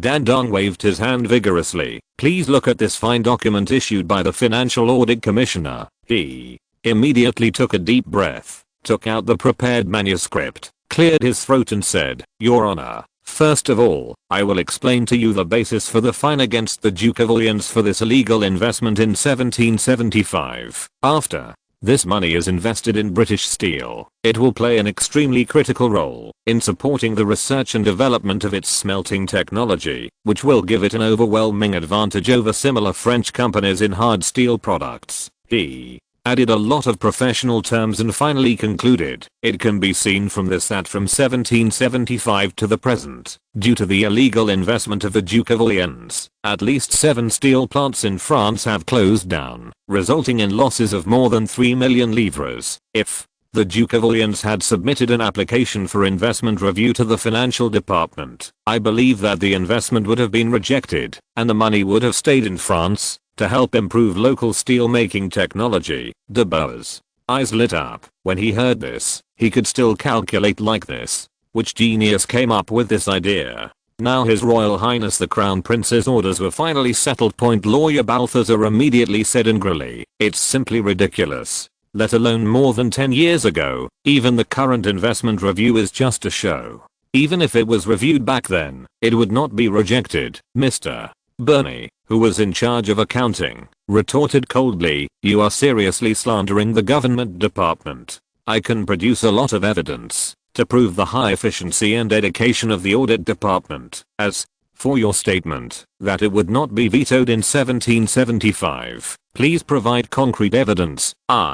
Lawyer Balthazar paused. The ticket just now had the signature of the reviewing officer from that year. Who knows what evidence he could come up with. Burney looked forward to the various benefits promised by His Royal Highness the Crown Prince after the case was over, and continued boldly, "As for the investment in May 1776, its impact will be even greater." By the time he finished explaining the basis for all the more than 10 fines, bowed to the judge and left, it was already 6 p.m. Dubois was about to announce the adjournment of the court when Danton jumped in and said, "In addition to these illegal investments, the Duke of Orleans also committed a large amount of tax evasion." As he spoke, he glanced at Robespierre without trace. These financial records of the Duke of Orleans were obtained by the latter, which was of great help in analyzing the tax situation of the Duke of Orleans. Danton continued, "A total of 3.2 million livres in unpaid taxes are involved. The advice given by the financial department, late tax fees and fines total 15 million livres." The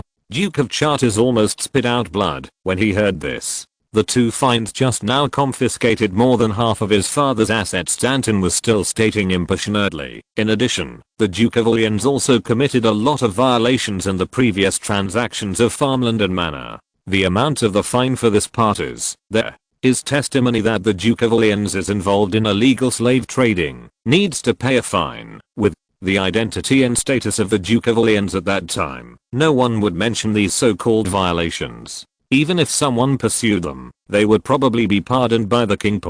But things are different now. You have lost all your people, so if you want to be square or round, isn't it just a matter of someone else's words? Joseph has seen too much news in later generations about Western politicians using similar methods to punish their opponents. Even Trump, a living person, was almost bankrupted by the old man, let alone a dead person. Joseph only had to copy the work of later generations casually, and the Duke of Orleans' little assets were really not enough. Danton kept talking for an hour and a half, and the Duke of Chartres was already in despair. "No need to calculate carefully. My father's little property should have been fined." Danton suddenly paused. Just when everyone thought he was finally done, he took a breath and said, "The above are minor illegal records. Next, I want to talk about the Duke of Orleans inciting a large number of southern provinces. The riots caused huge losses to the country." Chapter 263 Switching between the old and new eras.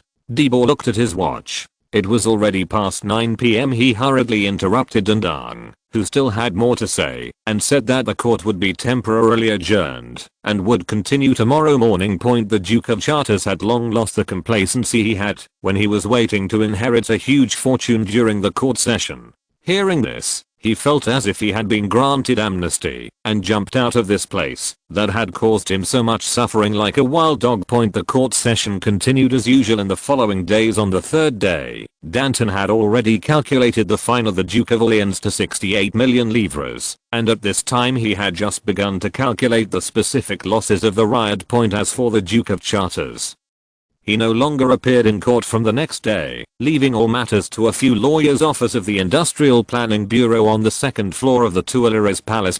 Joseph drank the black tea just shipped from the Far East, and looked at the news about the trial of the Duke of Orleans' inheritance case in the Paris Business Journal with a relaxed expression. Because it concerns the privacy of the great nobles. The newspaper did not publish the specific circumstances of the case. It only mentioned that according to informed sources, the Duke of Orleans will face a huge fine because he was involved in many illegal cases during his lifetime. The Duke of Chartres will inherit. The inheritance has shrunk significantly. Joseph couldn't help but smile when he saw this. Not only was it a huge reduction, the Duke of Orleans was already insolvent before the trial was over according to previous rough calculations by the Crown Prince's exclusive accountant. The total fine amount was close to 90 million livres. Moreover, these are all fines that the Duke of Chartres cannot argue with. If Dandon works hard and gets some of the fines that may or may not be fined, he may be able to achieve a small goal. According to the internal information provided by Robespierre, all the assets of the Duke of Orleans, including the royal palace, were sold in a package, and there should be a gap of 20 million livres. The Duke of Chartres, who inherited the Duke of Orleans' fortune, had to figure out how to deal with these fines. Of course, Joseph also knew that it was impossible to get any money from the Duke of Chartres, but having such a debt from the King of Hell to hold him down would at least ensure that he would not dare to jump up and down. Him knocked on the door and said, "Your Highness, Mr. Fouche is here." Joseph put away the newspaper. "Invite him in." The door opened, and the radiant Fouche walked in quickly, bowed and saluted. "I salute you, Your Highness. Please sit down." Fouche sat down on the sofa and reported, "Your Highness, all 198 corps personnel involved in Operation Poker have been put on leave, and the 12 officials responsible for command have been transferred to Paris." Joseph nodded with satisfaction. "You have done a good job this time." "Oh, His Majesty has signed an order to upgrade the police intelligence department to the intelligence department, which will officially take effect at the beginning of next month. You should also make some preparations in advance." "Thank you, Your Highness." Fouche quickly stood up and saluted. Then he realized that what he said seemed wrong, and quickly added, "Long live His Majesty the King. The police intelligence department will always fulfill its duties and serve His Majesty." Joseph smiled and motioned for him to sit down, and Emin brought tea and placed it in front of Fouche. Fouche placed the pile of documents he had in front of Joseph and said, "Your Highness, these are some matters worth noting. Recently, according to the operational procedures of the police intelligence department, Fouche will classify and screen the collected intelligence every few days and then submit it to the Crown Prince. Of course, if major matters are encountered, temporary reports will be made. Lady Aurelian is mediating the dispute between Baron Beverly and Earl Cyprian. There are rumors circulating in the streets of Paris that the Duke of Chartres is suffering from syphilis. According to the information we have obtained from his doctor, this is probably true." Paris Trade and Investment Bank had a major equity transfer 2 days ago. As Fouche continued to report on what he considered the most important matters, Joseph's eyes stopped on a paragraph in the report. "Recently, the number of Versailles nobles joining various clubs has increased significantly, and the frequency of gatherings is also much higher than before. According to intelligence analysis, these clubs mainly focus on political analysis and discussion, and the core members are the old aristocracy. These clubs have strong opinions on some of the recent government reforms, especially the Abolition of Noble Privileges Act. The main arguments are His Majesty the King has abandoned the sword-bearing nobles, and the nobles whose future is uncertain should fight for their own rights, and so on.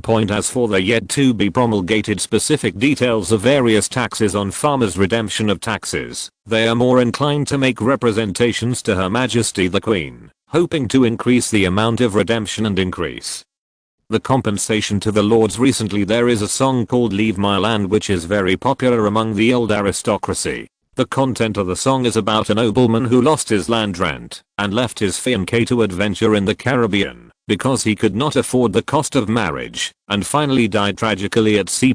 Other pamphlets appeared complaining about the royal family. Joseph couldn't help but frowned, thinking of last month's financial statement submitted by Brent, general manager of Paris Angel Company yesterday. Paris Angel's turnover plummeted 27% last month.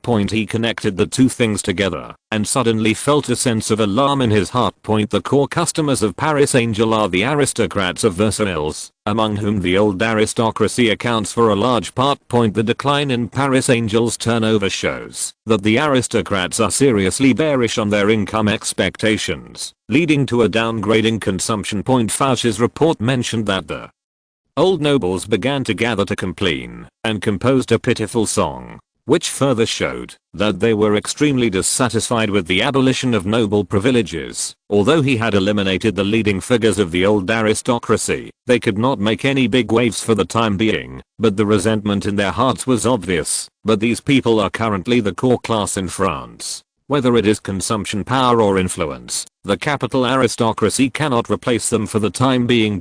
Joseph knew that, if the current situation was not handled properly, it would have very serious consequences at this time. Emperor Joseph II of Austria was also making reforms to reduce the privileges of the nobility. The extent of the reforms was far less than his own, but it had already made Austria full of feathers. Historically, after Leopold II succeeded to the throne in 1790, he cancelled most of his reform measures at light speed, in order to restore stability to Austria. Speaking of which, the royal family's biggest support at present is still the feudal aristocracy.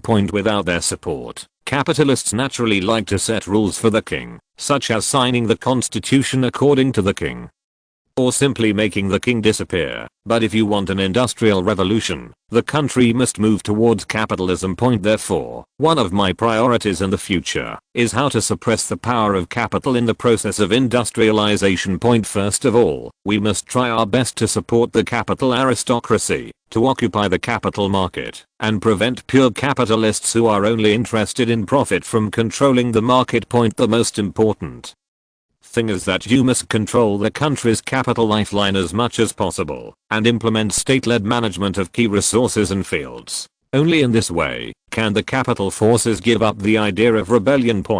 But it takes quite a while to do that. Prior to this, the royal family had to rely on the feudal nobles to rule the country, until the royal family switched its power from feudal land to capital and resources. If you're listening to this novel on a channel other than Fanfic World, it means they downloaded and uploaded it without effort. We cordially invite you to visit our channel, Mundo Fanfic Novelos. There you'll find the original version of this story, and you can explore many other novels of various genres. We're waiting for you to immerse yourself in a world of incredible novels.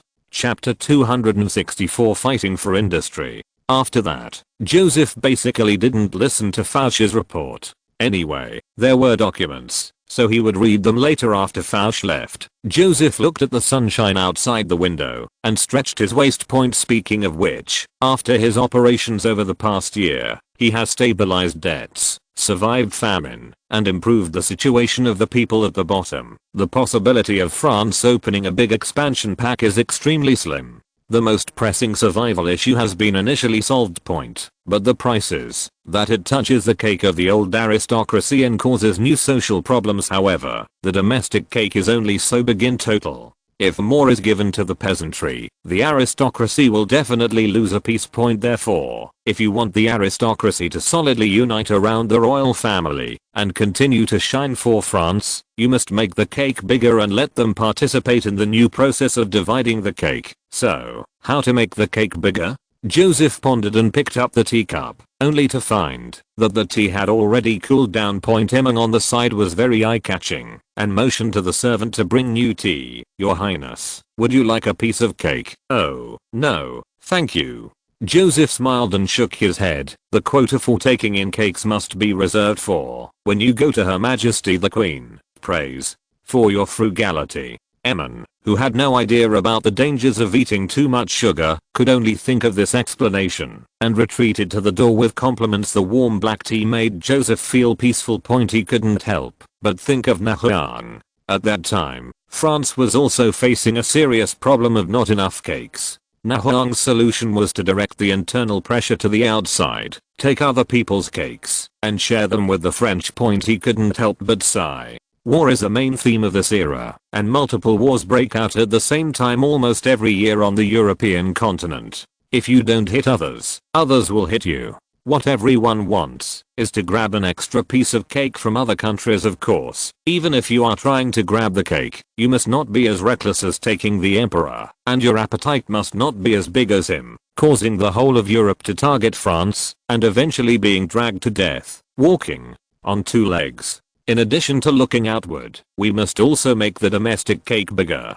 Joseph put down the teacup, picked up a pen and wrote down several words such as industry, agriculture and trade on the paper, speaking of which, France is still an agricultural country. Increasing food production will obviously make the greatest contribution to making the pie bigger, and it can also quickly improve the quality of life of the people at the bottom. The most direct way to increase grain production is to use chemical fertilizers. Phosphate ores formed from guano, currently mined from Nauru and Tunisia, can partially solve the problem, but transportation costs are still too high. Only the development of purely industrially synthesized chemical fertilizers can bring about a real agricultural revolution. It's just that the level of chemical industry in the entire world is not very good now, and sulfuric acid can barely be synthesized industrially. The other 4 items and the 3 acids and 2 bases that are the basis of chemical industry can only be produced in small quantities in the laboratory. This simply cannot support the fertilizer industry that can supply the whole country. Joseph drew a branch chemical industry under industry, recalling the development of the chemical industry during the Industrial Revolution in history. Then he remembered something: gaslighting. At the beginning of the 19th century, the British took the lead in installing gas street lights in London, which greatly improved London's urban convenience and city image. What they did not expect was that the gas street light project would greatly promote the development of the British chemical industry.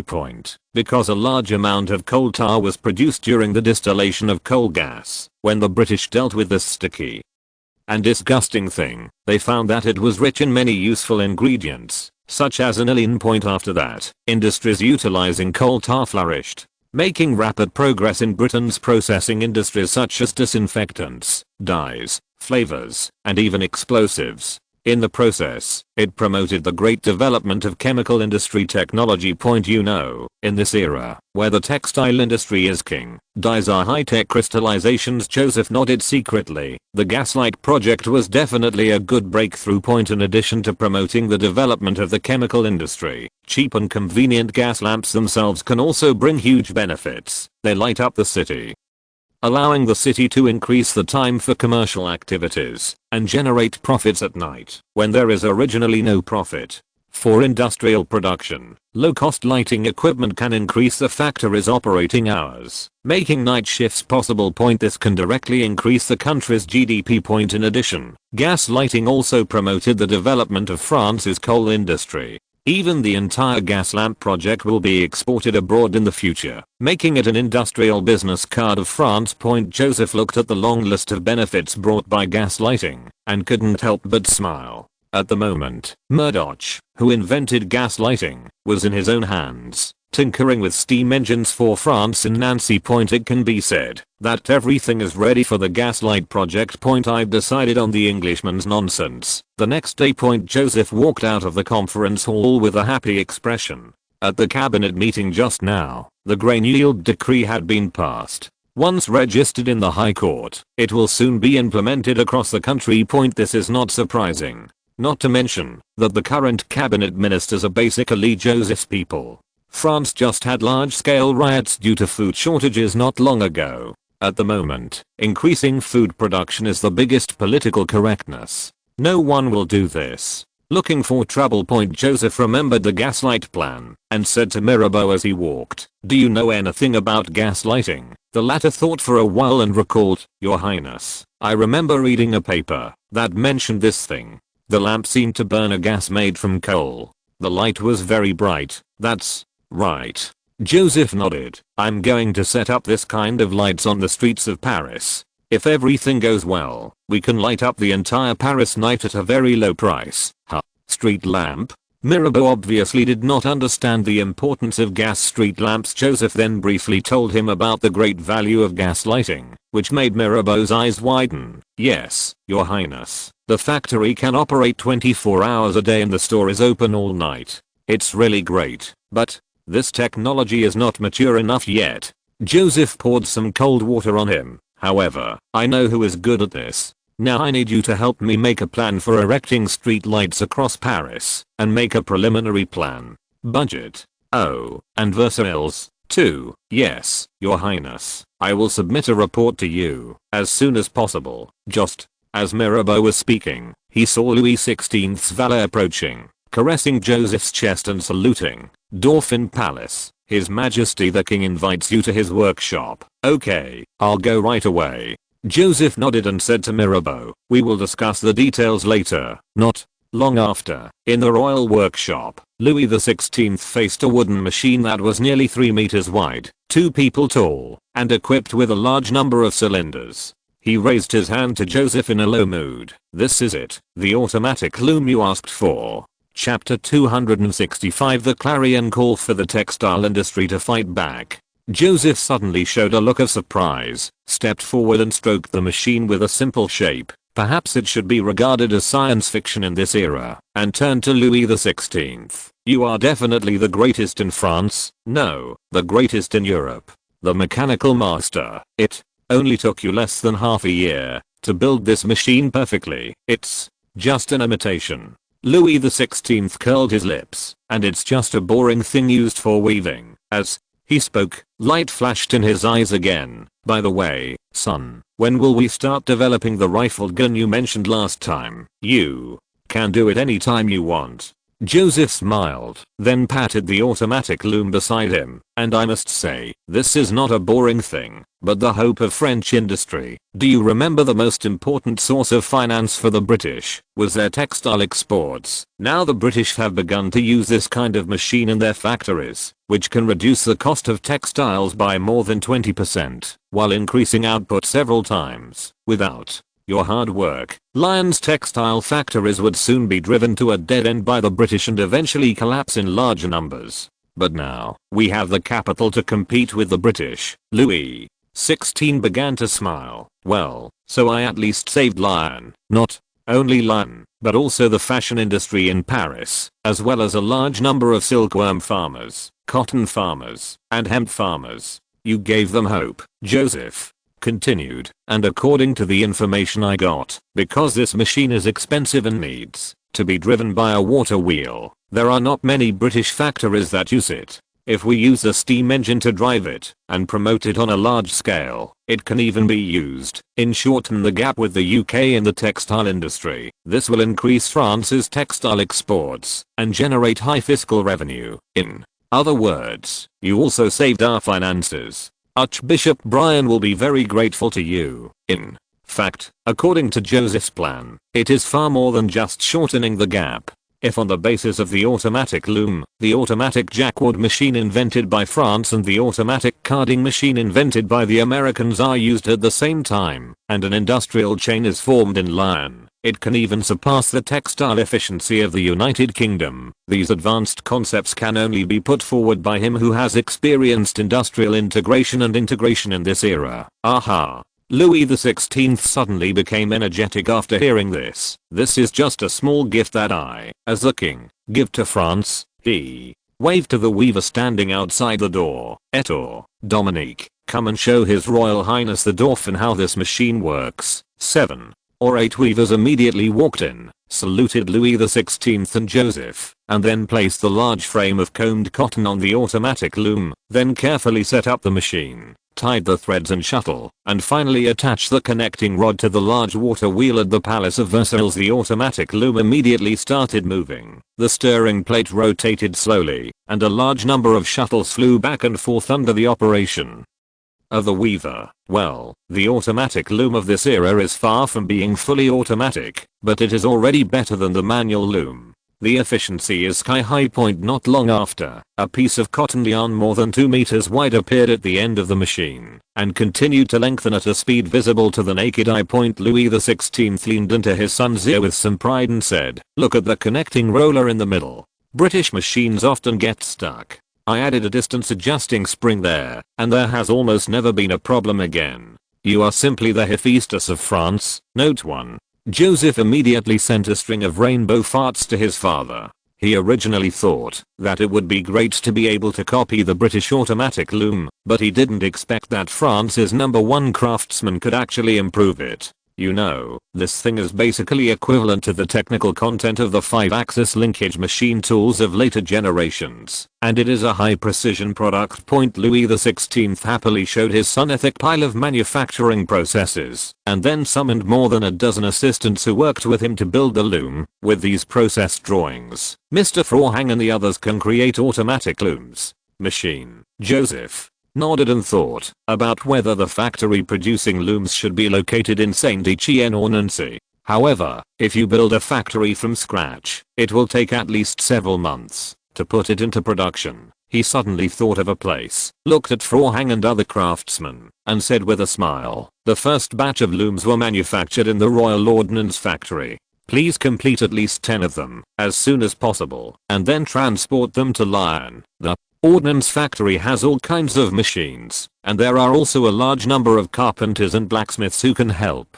The production efficiency is definitely not low point." Although the craftsmen were a little surprised, they still obeyed the orders and began to carry the drawings, tools and other items with the servants of the royal workshop. Louis XVI looked at his son and said with expectation, "Then let's start developing that new gun." Joseph silently gave his father a thumbs up. "You have just completed such a big project, and you don't need a bonus or a vacation.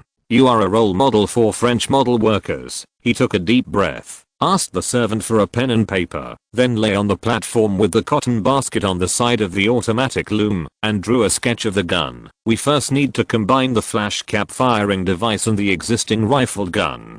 Combined. This is not difficult. Louis XVI nodded. "I have previous experience in using flintlock guns to modify flash caps." Joseph nodded. "The next step is to perfect the rifling process and modify the size of the firing chamber. I only know that the firing chamber needs to be slightly enlarged. The specific size must be determined experimentally by you. After that, we will use a brand new bullet, so that rifled guns will no longer be useless." In the east of Paris, on the wooden track leading to Reims, an exquisite carriage was driving at high speed. In the spacious carriage, Joseph looked at Agriculture Minister Vigneault and said, "After the spring sowing is completed, you need to ensure that the stone fertilizer can be transported to every parish immediately." Stone fertilizer is the common name used by the French for the phosphate, or shipped from Nauru. Joseph heard it often, so he also called it that. "Your Highness, the usage of each parish was calculated last month. Stone fertilizer mined from Tunisia has also arrived in Hong Kong in large quantities," Vigneault said with some embarrassment. "It's just that with our current transportation capacity, it may be difficult to deliver it on time. As you know, stone fertilizer is very heavy." Joseph nodded. "So we still have to lay a lot of wooden tracks. For areas where transportation is too difficult, we should first use large area compost to make the transition." Note 1. Hephaestus is the god of craftsmen in Greek mythology, good at forging tools and carving. Chapter 266. The busy minister of agriculture. "In addition, we must make more use of the power of the church," Joseph ordered. "In many cases, the efficiency of the church is much higher than our bureaucracy, and the farmers are more convinced of the priest's words." Vigneault nodded with great approval. "That's true, Your Highness. The church has done a lot of work in promoting new composting methods before." Joseph smiled and said, "We can't let them get so much tithe in vain. In order to minimize resistance during this action to weaken feudal privileges, Joseph did not touch the church for the time being. After all, the current chief minister was from the Archbishop of Toulouse. Although Foreign Minister Talleyrand was a fair-weather monk, he was also an archbishop in name. Since the French church is more closely attached to the royal power and can be regarded as cooperating with the royal family, it will just be reformed slowly in the future. After all, it will be much easier to deal with than the aristocracy. However, Vigneault was surprised when he heard this. After all, the church was not something that could be ridiculed casually these days. He immediately turned his head and pretended not to hear anything. Joseph continued to talk about his agricultural plan. "Now there are a large number of former lords' hunting grounds that will gradually become cultivated land. The abolition of hunting privileges is an extremely important item in the just promulgated decree on the abolition of noble privileges. Many public lands occupied by nobles as hunting grounds were returned to farmers for farming, which increased the cultivated land area a lot. Of course, we still have to wait.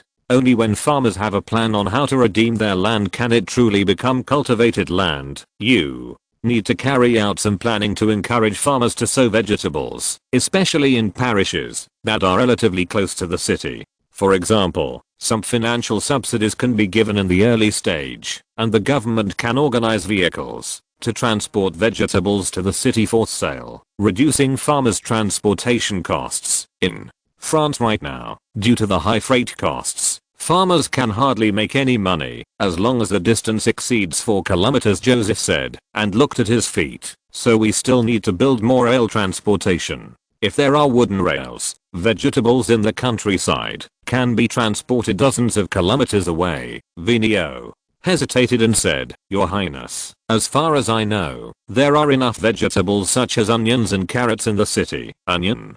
Carrot? Joseph couldn't help but raise his eyebrows. For him, who was born in a big foodie country, the Minister of Agriculture's words were like a thunderbolt point. But he also knows that these are the daily diet of French residents. In other words, if you can have some vegetable soup with every meal of brown bread, your living conditions are pretty good. You can't just limit yourself to these things. Joseph helped him broaden his thinking. The first is pepper. Just grow a little of this stuff, and it can greatly improve the taste of food. Then there are tomatoes. Well, tomatoes are indeed harder to grow and easier to preserve, but you can advertise that they can be made into tomato sauce. It's easy to do, just have a glass bottle. More on this later. In addition to these two things, we also need to plant some asparagus and artichokes in relatively barren land. These things are easy to survive and have high yields. The vegetables he mentioned have been introduced to France a long time ago and are available in the Palace of Versailles, but their private cultivation area is still very limited. Vigneault carefully wrote down the instructions of the Crown Prince, but he still didn't quite understand. Your Highness, why do you spend energy on vegetables? I mean, grains and potatoes are the most important commercial value. Joseph smiled. It only requires a small amount of land resources to greatly improve the quality of life of farmers and citizens. Why don't we do it? Joseph knew very well that after the abolition of the privileges of the nobility, the people at the bottom could only barely survive, and they were still far from eliminating their dissatisfaction with society. This is a bit dangerous when the old aristocracy and the military are both unpopular. Therefore, improving the quality of life of the people at the bottom is also an extremely important task at present. In fact, if it can obtain the absolute support of a large number of people at the bottom, then the royal family will not be afraid of anyone. Of course, with the current level of productivity, it is basically a fantasy to satisfy more than 96% of the population. But it can still be done to improve their quality of life as much as possible. For example, make their meals richer, and this only requires some cheap vegetables and some cooking methods to achieve it. As for cooking, French chefs are quite capable. At the same time, Joseph can also teach everyone the traditional techniques of the big foodie country, ensuring that ordinary cabbage can be stir-fried into delicious food for you. When the people came back from a busy day and could eat some stir-fried vegetables, soup, etc. in addition to eating black bread, they would definitely be very grateful to their majesty the king. Joseph said to Vigneault, you also need to cooperate with the church to publish a simple cooking manual and let the priests or nuns organize women to learn cooking every week. Well, remember to add this slogan: if you want to capture his heart, you must first capture his stomach. As he was speaking, the carriage suddenly stopped. Emin glanced out the window, turned around and bowed to Joseph. Your Highness, the wooden track has reached the end. We have to change to a carriage later. Joseph nodded, and now the wooden track was barely paved to the west of Reims. The cost of building this thing is still very expensive, so it only centers on Paris and radiates to surrounding cities for dozens of kilometers. Before he boarded the carriage, he accidentally caught a glimpse of the 3 horses pulling the carriage. Suddenly he remembered something and turned to look at Vigneault. By the way, do you know soybeans? Vigneault was quite knowledgeable and nodded immediately. Are you talking about the beans from the Far East? Some botanists are very interested in them. Oh, some farmers in Georgia, USA, grow these beans to feed cattle. When Joseph heard that France had introduced soybeans, he couldn't help but breathed a sigh of relief. He was really worried that he would have to go to Asia to get the seeds and bring them back. I need you to promote this crop in France, especially in the northern departments. Yes, your highness. Do we also want to use this thing to feed cows? Joseph motioned for him to get in the car. Normally, you can feed cows or brew soy sauce. Oh, it's just a seasoning. But when a war breaks out, soybeans are the best warhorse feed. Small in size, easy to carry, and only need to be given to the war horses. Feeding a little can significantly improve your horse's energy. Compared with oats, which are currently used as nutrients for war horses in Europe, soybeans have unparalleled advantages. They only require 1/3 of oats to achieve the same effectiveness as oats. This will be a great improvement for logistics transportation. Warhorse feed accounts for the largest proportion of logistics transportation. Moreover, soybeans are easy to carry, and the cavalry only needs to carry a few handfuls in their pockets to sustain their horses for several days, without the need to repeatedly return to the camp for supplies. Chapter 267 The Romance of Steel and Steam. With the blessing of soybeans and the anywhere supply model invented by Napoleon, the French army's logistics capabilities will crush any opponent in Europe. Regarding war, there has always been a saying that laymen look at strategy and experts look at logistics. Logistics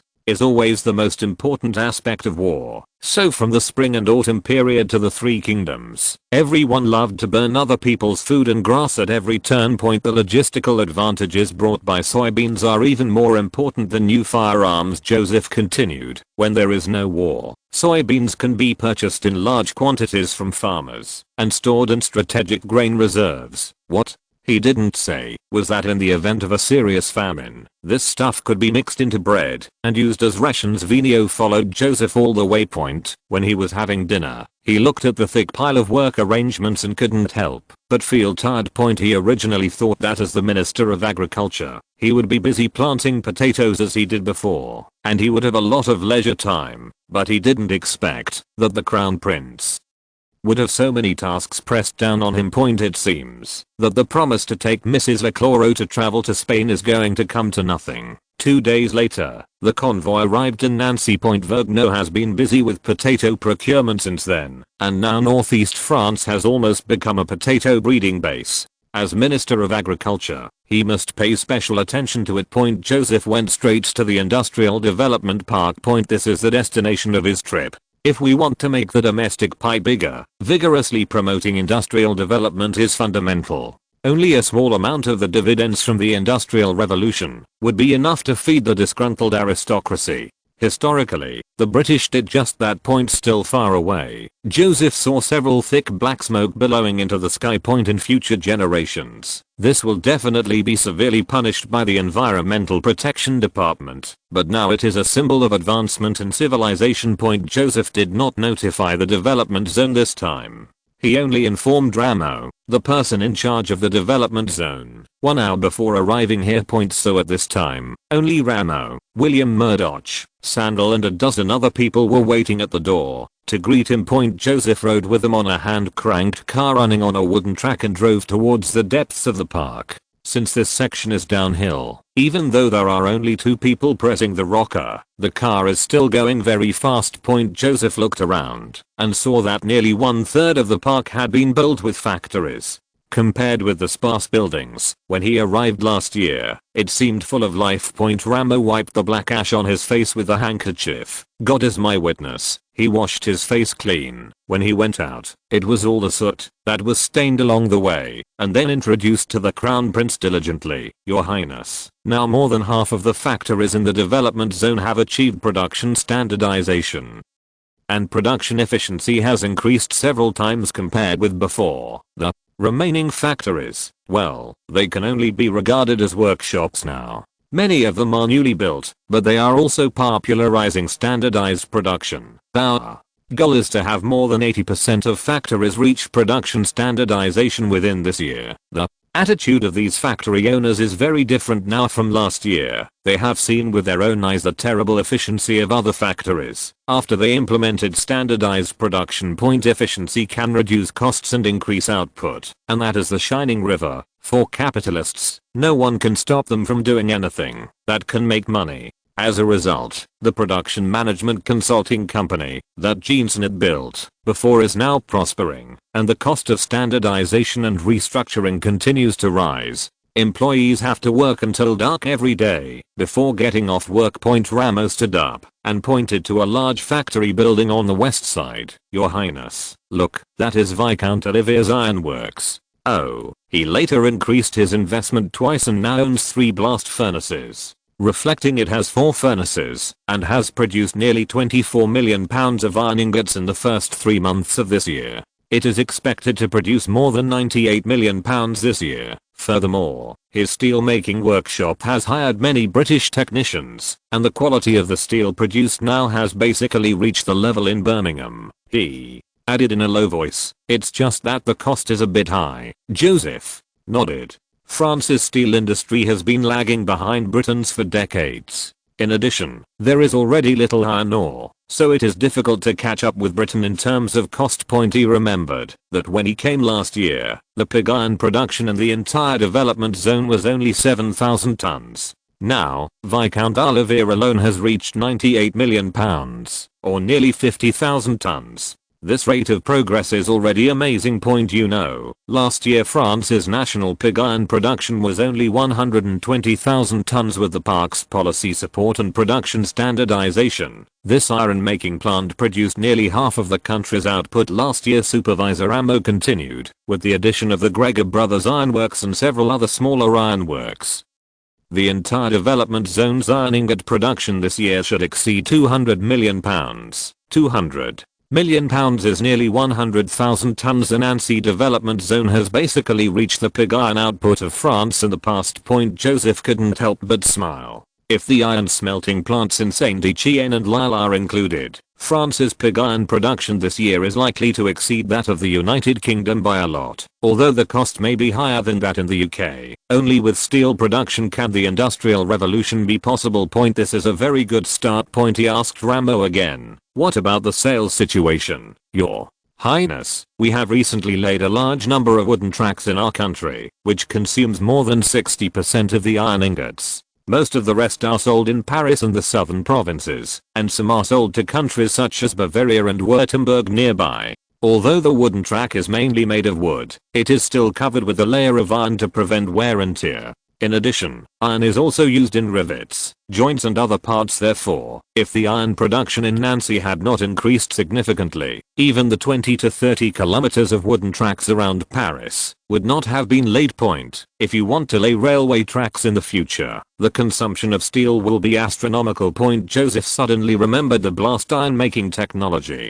Although he was not very clear about the details, he had at least watched some documentaries and understood the principles. This is a great tool for increasing pig iron production and can be improved on existing blast furnaces without the need for a new blast furnace. He immediately ordered Ramo, "Please arrange for the owners of several iron smelting plants and their core technicians to come see me tomorrow morning. There is something very important." "Yes, Your Highness." After the rail car bypassed the endless ironworks area, Emmon also began to wipe the black ash on Joseph's face with a handkerchief. Murdoch on the side finally got the chance to speak and motioned towards the factory not far ahead, as if he was taking credit. "Your Highness, your United Steam Engine Company has tripled its size in the past year." Chapter 268. In the 18th century, the most important thing was talent. "You did a great job." Joseph looked at Murdoch and praised him. "Your fruitful work has brought much needed irrigation water to hundreds of parishes and driven a large number of mills, allowing them to be used even when the river water froze last winter. You and the United Steam Engine Company have been widely praised by all French people, including me. In fact, I admire you more than anyone else." Although what he said was a bit exaggerated, Murdoch really deserved these praises. It took him only half a year to help the United Steam Engine Company complete the full production line of steam engines. So far, the LJ15, 15 horsepower steam engine produced, has been very mature, and the failure rate is very close to what's similar products, and at Joseph's request, Murdoch also completed the compactness of LJ15. Not counting accessories such as water tanks, it can be towed around the world with a donkey cart. In this regard, he even surpassed what point it turns out that he was not bragging at the beginning.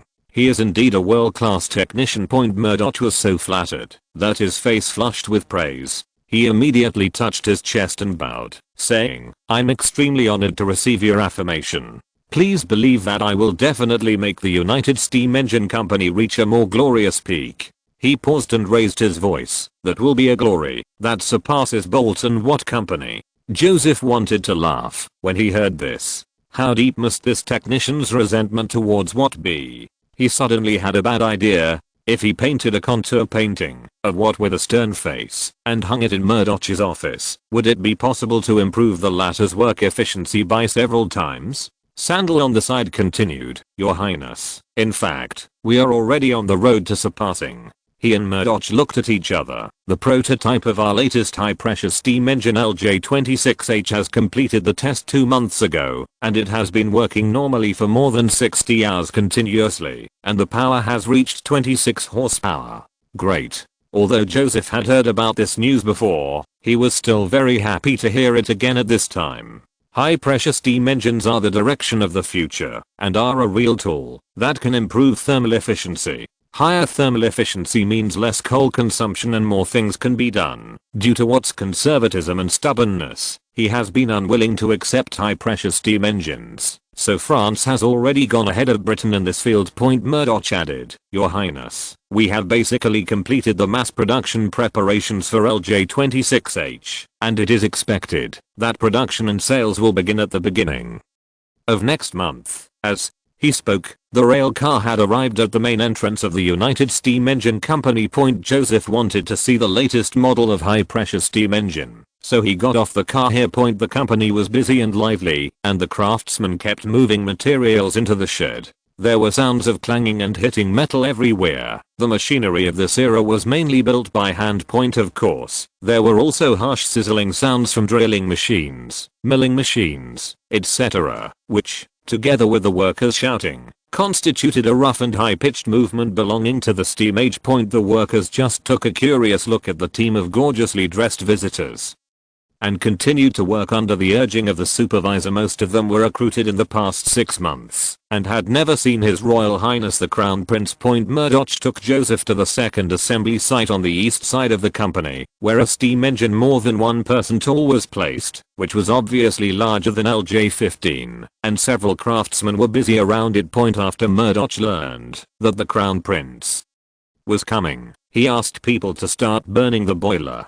At this time, he stepped forward to look at the pressure gauge, asked the craftsman next to him a few words, and then operated it himself. More than 10 minutes later, LJ26H blew out a cloud of white smoke, and the piston slowly moved. The huge iron wheel used as a load began to rotate, and as coal blocks were continuously added to the furnace, the speed became faster and faster. Murdoch looked at the smoothly running machine and proudly turned to Joseph and said, "Your Highness, with reliable high-pressure steam engine technology, John and I plan to scale it up and strive to build a monster with more than 50 horsepower." After the high-pressure steam engine technology matured, the difficulty of scaling it up was not too high. It mainly involved the casting and pressure testing of boilers and cylinders, as well as the redesign of valves. Joseph was immediately moved when he heard this. If the output power of the steam engine can reach 100 horsepower, then if 3 or 4 are installed at the same time, it can drive the warships of this era, even without such a large power, a little further, reaching about 70 horsepower. It is a qualified paddle steamer power for inland shipping. That will be a transportation revolution. Although paddle steamers are far less effective in promoting productivity than trains, this improvement is also very obvious in Western Europe, where inland waterways are dense. If it is incorporated into the Rhine waterway, French goods can be shipped to Germany for sale at very low freight rates. This will bring huge profits to France. However, after repeated weighing, Joseph still decided to put the large high pressure steam engine aside for the time being. Murdoch has other important uses. The influence of gas lamps may be less than that of paddle steamers, but it is also much simpler and more effective. Joseph couldn't help but sigh. If only there were more people like Murdoch. It's a pity that he only picked up one. He raised his hand and pressed down, interrupting Murdoch's passion. Actually, I have something very important that I need you to do as soon as possible. Okay, please do as you please. Joseph motioned for him to enter the office next to him, closed the door to isolate the noise of the steam engine, and then said, I plan to install gas street lights for all the streets in Paris. Yes, it is a combustible gas generated from coal as you mentioned. You can use it to light up street lights. Although Murdoch wanted to build his large steam engine more, he couldn't help but become interested when he heard about lighting up all the streets in Paris. But, Your Highness, I have the technology to distill coal to obtain gas. Oh, I have also applied for a patent in Paris, but there is no suitable lamp that can use it yet. This requires you to show your talent. Joseph smiled. I believe this will not be difficult for you. He said to himself that he only needs to let you come up with your invention 2 or 3 years early, and if the bonus is enough, it should be no problem. Right, I have some ideas. Murdoch rubbed his hands subconsciously, thought for a moment, raised his head and said, okay, Your Highness, I will build this thing as soon as possible. Joseph nodded with satisfaction. I will set up a gas lamp company. I can buy your patent, or you can use the patent to invest in shares. Oh, the investment in the company is about 3 million livres. Chapter 269 Kingship in the New Era. Murdoch naturally chose to invest without hesitation, using distilled gas and the gas lamp patent that was still in his mind, to obtain 5% of the shares of the gas lamp company. 5% does not sound like much, but if calculated, based on the investment amount of 3 million livres, it is a full 150,000. This does not take into account future dividends and the company's growth. The stock price will continue to rise. Joseph told Murdoch in detail about his plan for the gas street lamp, and the latter immediately said, Your Highness, if you want to ensure the absolute safety of the gas pipeline, I suggest using the gun barrel as a gas pipeline. Joseph vaguely remembered after hearing this. The documentary he watched in his previous life seemed to have mentioned that the gas street lamps Murdoch built fall under and used gun barrels as gas pipes. This may be a historical necessity. He nodded. A large number of old guns will be retired recently, so let's use these barrels. After the new percussion cap guns are installed, the retired flintlock guns can be used as waste. It was already 3 o'clock in the afternoon after I finished talking to Murdoch about the gas lighting. Joseph got on the rail car again and continued to visit most of the park. He did not return to his residence until dark. He stood in front of the window, watching Murdoch's leaving figure, and couldn't help but sigh to himself. It would be great if there were more people like this. Thinking of this, he couldn't help but think, yes, talents can be recruited. Didn't Murdoch recruit him from the UK? Why not use national action to establish a talent introduction plan? Advertise in various countries. As long as you are a capable person, come to France to develop, and the government will fund your business. At the same time, bonuses, housing, and even marriage problems are solved. In this era, it is much easier for officials to help you find a partner than in later generations, and she married a fashionable and elegant French girl. This is an irresistible temptation, especially for talents from Germany, Russia and other countries. The more Joseph thought about it, the more reliable it became. He didn't bother to eat dinner at the moment, picked up a pen and paper, and started planning. Well, we can also grant noble status to outstanding talents. By the way, why not also create the Nobel Prize, which will be more attractive to talents? Well, the name must be changed. Let's call it the Louis Prize. The Louis Prize in Physics, the Louis Prize in Chemistry. We can't forget mathematics this time. There must be a Louis Prize in Mathematics. From now on, France will gradually replace the UK and become the new academic center of Europe. Even making the Louis Prize award ceremony more grand can also stimulate tourism and generate another income. Maybe after the bonuses are distributed, we can still make some money early. The next morning, the owners of the iron smelting plants in the development zone brought their technicians to Joseph's residence as scheduled. After a brief greeting, Joseph asked everyone to sit down and said straight to the point, "I have a technology here that you may be interested in." He looked towards the steel making blast furnace in the distance. "I can increase the blast furnace temperature by 200 to 300 degrees, and I can improve the existing blast furnace without building a new blast furnace." When the knowledgeable factory owners heard this, their eyes widened immediately, while those who didn't know much hurriedly asked the technicians beside them in a low voice, "What does this mean, sir? Let alone 200 degrees, as long as it can be increased by 100 degrees, that would be amazing." You know, it is difficult for the temperature of a blast furnace to reach 1200 degrees. At this temperature, the iron in the iron ore does not actually melt completely, but turns into a somewhat viscous fluid that flows out from the bottom of the blast furnace. The melting point of iron is above 1500 degrees. Iron ore is doped with a small amount of other metals, which lowers the melting point to 1200 degrees, but this viscous molten iron contains a lot of impurities, which makes it very brittle or easy to crack after solidification. So the crude iron needs to be put into a reverberatory furnace for refining. The temperature in the reverberatory furnace is very high, reaching 1500 degrees Celsius. The amount of heat can burn away the impurities in the molten iron, and we can add carbon to the completely liquefied iron in the reverberatory furnace to adjust the hardness, or add additives to further remove impurities, so that the steel after refining can be strong and durable. This is the difference between iron making and steel making point. Although iron and steel are both mainly elemental fed, the former contains impurities such as silicon and sulfur, making it neither tough nor durable. Only after removing the impurities and adding an appropriate amount of carbon can it be called steel. Whether it is high quality farm tools, swords, or springs, they must be made of steel. Last year, France's annual pig iron production was 120,000 tons, while steel production was only 5,000 to 6,000 tons. Those factory owners are also very smart.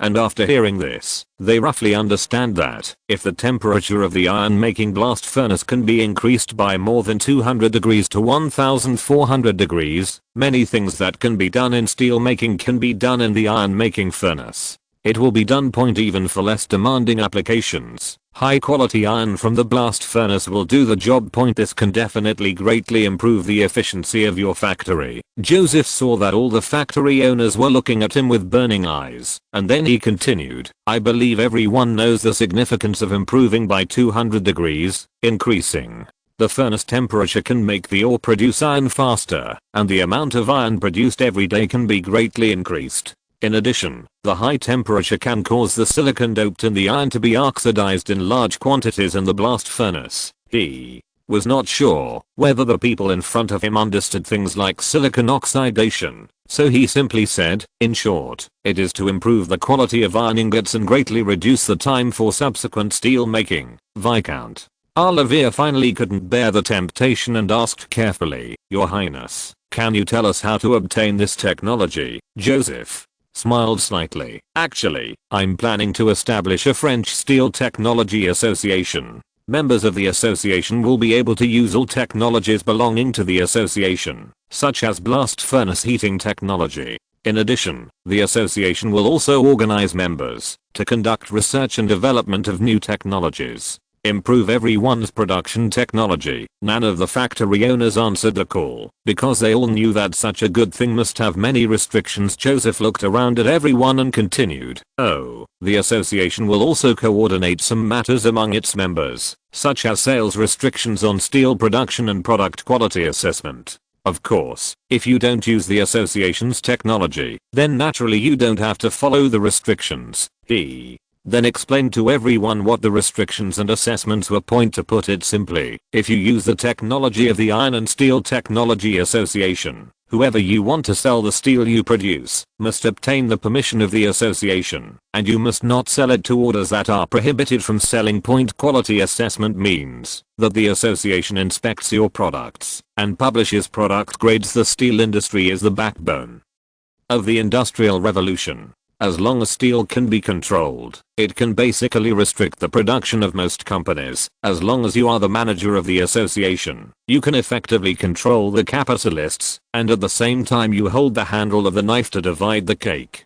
Chapter 270. The wind rises in North Africa. Viscount Olivier hesitated and said, "Your Highness, if there are too many prohibited sales orders, the factory will be unsustainable." Joseph smiled and waved his hand. "Please rest assured that the vast majority of order associations will not interfere. Only individual buyers who may endanger national security will be banned, and this may only happen once in a few years." All the factory owners were relieved when they heard this. If this is the case, it is almost equivalent to no restrictions, compared with the benefits brought by the new technology, a significant improvement in the quality of iron ingots and an increase in refined steel production. This is completely acceptable. In fact, none of them notice the quality assessment clause. And this is the main means of constraining steel plants. The so-called quality assessment is conducted on a company, which is equivalent to rating the company. Everyone knows how powerful the three major rating agencies in the United States are in later generations.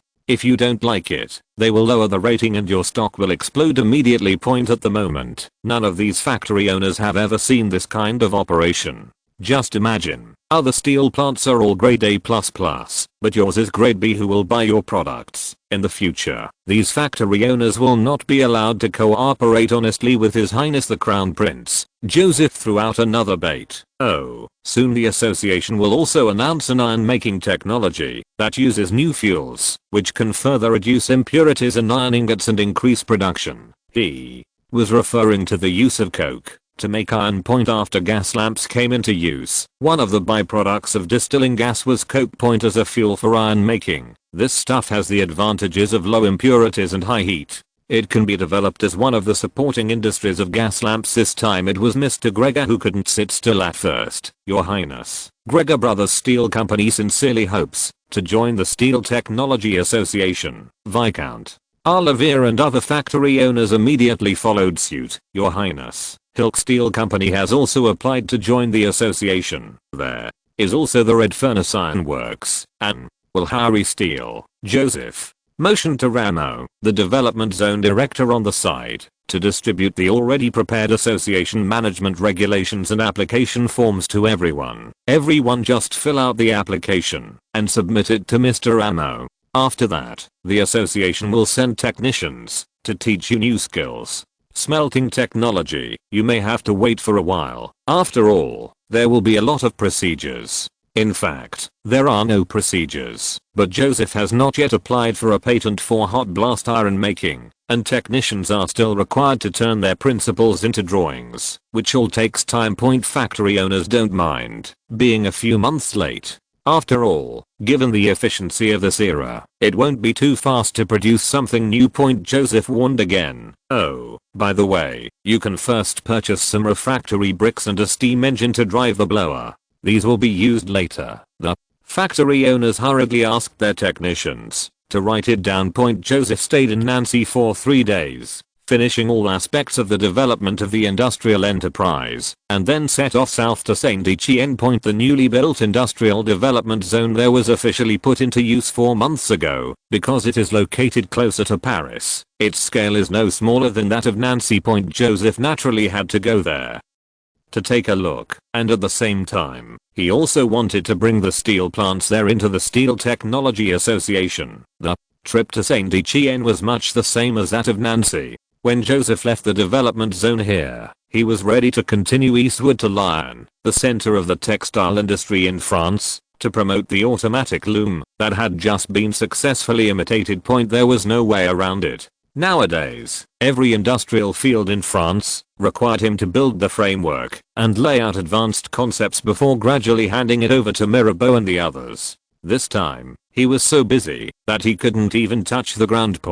But when he came to Forêt, east of Lyon, he met the messenger waiting here. The latter placed the letter from the Royal Ordnance Factory into his hands. The letter stated that the mass-produced automatic looms had encountered some problems. The main reason was that the craftsmen were not precise enough in processing and had to be guided by Louis XVI one by one.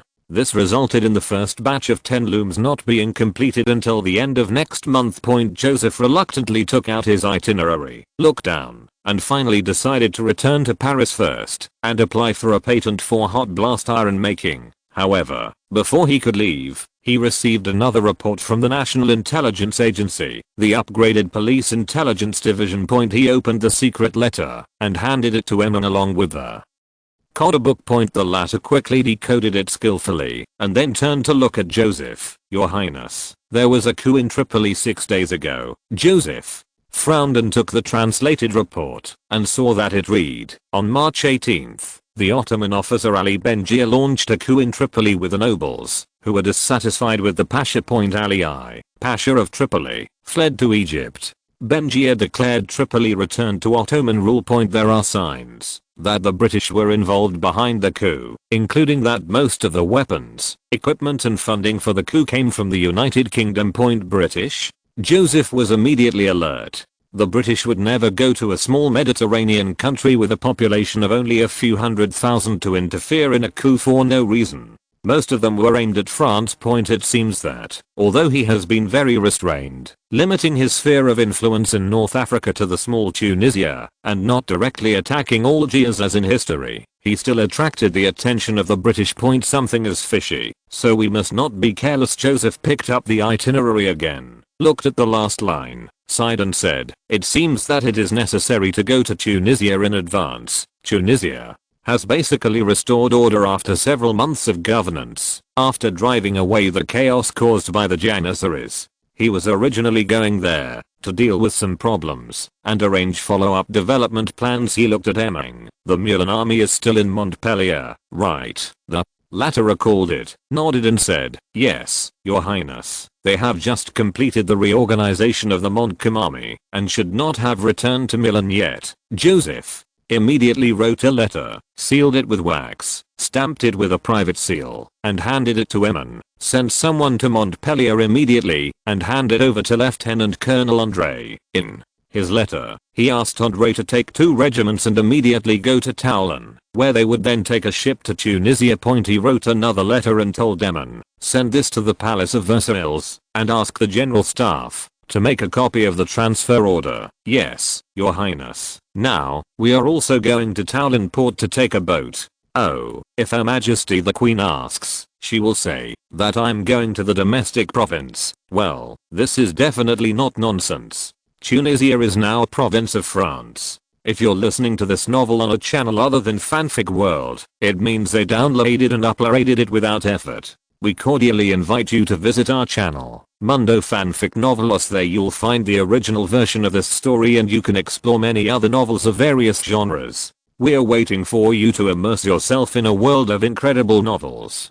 Chapter 271. The situation is serious. Ottoman. Constantinople. Sultan Hamid. I watched the British envoy leave from his bed. The servant lowered his head and closed the door. Then he weakly turned to look at the Grand Vizier. "What do you think is the best way to handle this matter, Grand Vizier?" Yusuf pondered for a few seconds before replying. "Great Sudan, although the plan of joint attack on Tunisia, proposed by the British, was unrealistic, they did provide help, and helped our people control Tripoli. The Empire has just experienced a defeat in Bessarabia and needs some victories to boost morale. I think we should send troops to Tripoli to garrison it and make it a real province of the empire. In addition, this can form a pincer attack on Egypt, threatening those Mamluks to have to come to Topkapi Palace and rededicate their loyalty to you. At present, although Egypt claims to be Ottoman territory, it is actually controlled by the Mamluk group. The Ottomans have always been reluctant to give up the fertile land of Egypt, but they have been unable to take advantage of the Mamluk cavalry in sending troops, so they have never been able to truly control Egypt. Hamid. I nodded silently. "I hope I can wait until that moment. You go pick some troops and let the navy transport them to Tripoli. I'm going to sleep for a while." "As you command, Great Sultan." Yusuf bowed and retreated. Because of France's influence in Tunisia, there are differences between today's Ottomans and history. They did not spend all their main forces in the Russo-Turkish War, so they still have some troops that can be deployed. A few days later, more than 10,000 Ottoman janissaries and Sipahi cavalry boarded transport ships bound for Tunisia. French North African territory, Department of Susa. Tunisian city. Kairouan and Isaac took several officials to greet His Royal Highness the Crown Prince and his entourage in front of a villa in the north of the city. Although Kairouan is only the administrative commissioner of Susa now, because the governor of Susa province has not yet taken office, he is in charge of the administration here. At the same time, because Ishak was the leader of the Tunisian rebel army, he also had great influence in the Tunisian army, which was adapted from the rebel army. It can be said that they are the military and political leaders of Susa province. Joseph specifically asked not to disclose his whereabouts, otherwise he would be surrounded by a large group of Tunisian dignitaries all day long, and he would definitely not be able to do anything serious. Kairouan and Isaac respectfully welcomed the crown prince into the villa hall, and had local high quality coffee brought to him. Joseph motioned for everyone to sit down and asked directly, "Do you know the situation in Tripoli?" Ishak hurriedly said, "Yes, your highness. Benghia's people have completely controlled the area from Tripoli to Benghazi, and are now attacking Zuwara's Pasha army." Immediately, he detailed the current battle situation in Zuwara. Zuwara is a city on the border between Tripoli and Tunisia. Currently, less than 600 soldiers remain loyal to the original Pasha Ali of Tripoli. They are holding back here and resisting. However, under the superior firepower of the British-equipped rebels, there was only one breath left, especially as Ali subsequently fled Tripoli, making their morale even more low. Joseph asked again, "Will they pose a threat to Tunisia, your highness?" Although this is possible, Benghia only has an army of 2,000 people. If he dares to set foot in Tunisia, he can rely on the Tunisian army stationed in Sfax to deal with it. As they were talking, an Arab intelligence agency agent anxiously motioned to Ishak outside the door. The latter frowned and walked out quickly. After listening to the agent's report, he immediately returned to the hall and said to Joseph, "Your Highness, I just received the news. The Sultan of Morocco sent 12,000 janissaries to Algiers. In addition, the Algiers guards seem to have obtained a batch of flintlocks, although most of them were produced in Germany or Spain. But it was most likely provided by the British. In the wars over the years, Britain has obtained a lot of Austrian and Spanish weapons from various channels, and it is entirely possible to hand them over to Algiers, the British again." Joseph frowned. "The Mulan army will arrive in Tunisia in a few days. Let them go to the Algiers border, to station first to prevent accidents." He looked at Ishak again. "Approximately how many people are there in the Tunisian army, who have relatively strong combat effectiveness now?" Although there were nearly 20,000 Tunisian rebels at that time, most of them were old and weak who followed the spoils of the Malay. In addition, there were many tribesmen who returned to their tribes after the war. Therefore, only more than 10,000 people were eventually organized into the Tunisian army, and even fewer elites could be truly trained. Ishak hesitated and said, "Your Highness, the stronger ones are Major Zemel's 2 regiments, and Gaz's battalion can fight. In other words, there are only 2.5 regiments with real combat effectiveness, less than 4,000 people. The other soldiers can basically only fire guns in the fortifications, and a frontal fight is likely to collapse at the first touch point." Joseph roughly calculated the troops on the Algiers side, and couldn't help frowning and shaking his head. Unexpectedly, the situation in Tunisia suddenly became so serious. After all, the last time the Algiers guards launched an attack on Tunisia at the instigation of the British, this time the British were still involved, so they had to guard against it. After the last disastrous defeat of the Algiers guards, there were only 6,000 to 7,000 men left. Together with the Moroccan troops, the number was close to 20,000 men. The Mulan army and the Tunisian indigenous soldiers alone were very unsafe. "It seems that we need to mobilize more troops from the mainland." Joseph immediately wrote a letter to Berthier, and then discussed the situation on the east and west sides of Tunisia with Ishak and others. The sunshine outside the window had begun to dim. Joai took advantage of the crown prince's pause and hurriedly suggested, "Your Highness, I have prepared a dinner for you. Do you want to eat first?" Joseph felt hungry even after saying this, so he got up and followed him to the restaurant point. On the way, Joseph saw through the arched window that hundreds of people were busy wielding hoes and shovels in the distance, so he casually asked Joey, "It's so late, what are those people doing?" Joey also glanced over there, turned back and said, "Your Highness, those are the Algiers captured in the last war, and the Albanian mercenaries. Now they are all working as slaves, building roads all over Tunisia. They will not stop until it is completely dark." Joseph suddenly showed a clear look. No wonder the previous report sent back from Tunisia showed that the new road was built very quickly. It turned out that the work was done by strong prisoners. Thanks to Mr. Enze Wu Tongzia for the generous reward for this book. The young author is very grateful.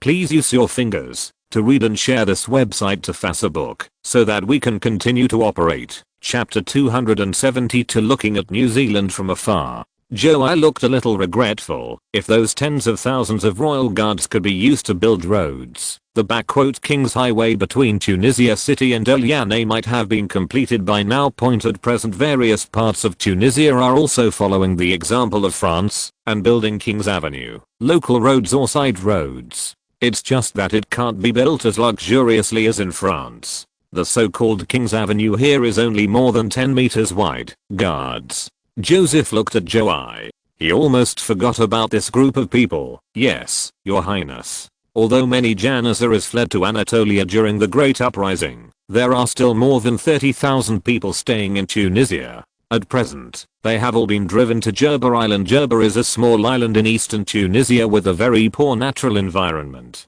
Without supplies from mainland Tunisia, the island cannot support 30,000 people." Joey continued. "These people are not like the prisoners captured in Algiers. They are very familiar with Tunisia and even have some connections. If you let them build roads, some of them will escape soon." Joseph narrowed his eyes when he heard this. So many people are a huge asset in this era. Don't get me wrong, he had no intention of selling the Tunisian guards as slaves. He didn't even bother to do something as dangerous as a human trafficker. Where are these tens of thousands of people going to be used? Joseph thought for a while and said to Joey, "It is too inhumane to let these people wait for death on the island. We must try to find a way out for them." "What do you mean?" "There is an undeveloped golden island in the Pacific, New Zealand. We can let the Tunisian guards work and live there." Joey recalled it and said hesitantly, "Your Highness, I remember that the British had colonial claims there." Joseph smiled. "They only discovered it a few years ago and haven't carried out any colonization at all. New Zealand is still dominated by the Maori indigenous people. In fact, the first people to discover New Zealand were the Dutch, and New Zealand is a city in the Netherlands. After the British explorers went there, they thought the island was extremely desolate and the indigenous people were very cruel, so they did not think of colonizing New Zealand until 1837.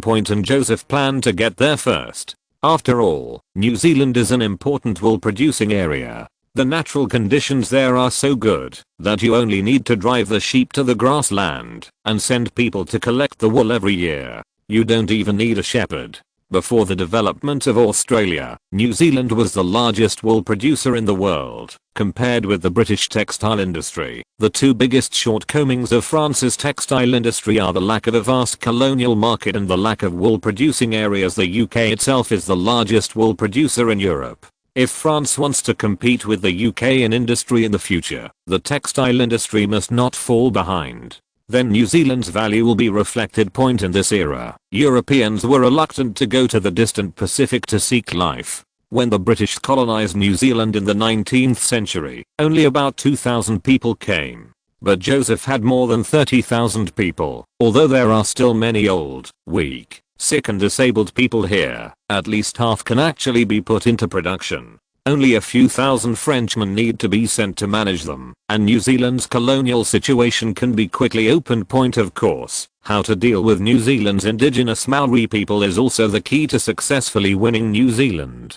In this regard, Joseph had various lessons from later generations when the British colonized New Zealand, and he naturally had a good idea of this. Kyoan was only a local official in Tunisia and had little research on the country's Pacific strategy. He did whatever the crown prince said and nodded immediately. "Your Highness, I will transport some food to Jerba Island right now, and then send people to count the people. When the Navy's transport ship arrives, they can be loaded and taken away directly. Then, it's all up to you," Joseph said, "but it's not the Navy that will pick them up, but the Twin Trading Company." He originally wanted to bring the Dutch together to form the United East India Company and leave the development of New Zealand to this company. However, the Netherlands has always been a little afraid of Britain, since it was beaten by the British in the Fourth Anglo-Dutch War a few years ago, so it has not been able to make up its mind to cooperate with France until now. Then this piece of fat can only be handed over to Gemini Trading Company.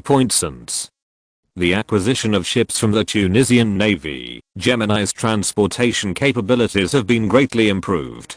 Today, more than 70% of Russian-French trade is operated by Gemini, as well as trade in Nauru, the Caribbean, and the United States. Involved, it is already a quite large company. Thinking of this, Joseph couldn't help but sigh. Compared to the Dutch, Maozi did things quite easily. In addition, Maozi's character has another advantage. If he treats you as a friend, he will really go out of his way to help you. Alexei obtained almost all the preferential treatment that Russia could offer to the Gemini Company, which greatly increased the volume of trade between Russia and France. Of course, brothers also have to settle accounts. The twin companies can be responsible for New Zealand's trade and transportation, but those who come to the island must be French. The main dish of the dinner was still the tagine, that Joseph liked very much. It's just that this time he came in a hurry and didn't bring the palace chef, so the taste was slightly worse than the one in Versailles. However, there were also some local Tunisian roasted camel meat, nut roasted sausages mixed with yogurt, and a dish that seemed to be fried meat moths. Joseph naturally ignored the last dish, feasted on it, and then returned to the conference hall. At this point, he finally heard Kyoan talk about the important matters he planned to deal with before coming to Tunisia this time. "Your Highness, those rumors probably appeared last month," Kyoan reported. "In addition to people spreading rumors on the streets, there is also a pamphlet about this." He motioned to his assistant to fetch a pamphlet and gave it to Joseph with both hands. "The core point of view is that most Tunisians come from Egypt and are the people of the Prophet. The Berbers have lived in the desert since ancient times and have nothing to do with Rome. In addition, rumors are also fabricated. There are many stories about the persecution of Tunisians by Europeans, especially the French, advocating that Tunisians should be killed or driven out of North Africa." Oh. Joseph looked at the booklet in his hand in surprise. These rumors are obviously intended to disrupt France's rule over Tunisia and fall into the category of cognitive warfare. The person who could come up with this idea in the 18th century was definitely a political genius. However, if we want to engage in cognitive warfare, the super genius of this era is far inferior to an ordinary person who has personally experienced the cognitive warfare of major power in the 21st century. Chapter 273, The Epic of Tunisia.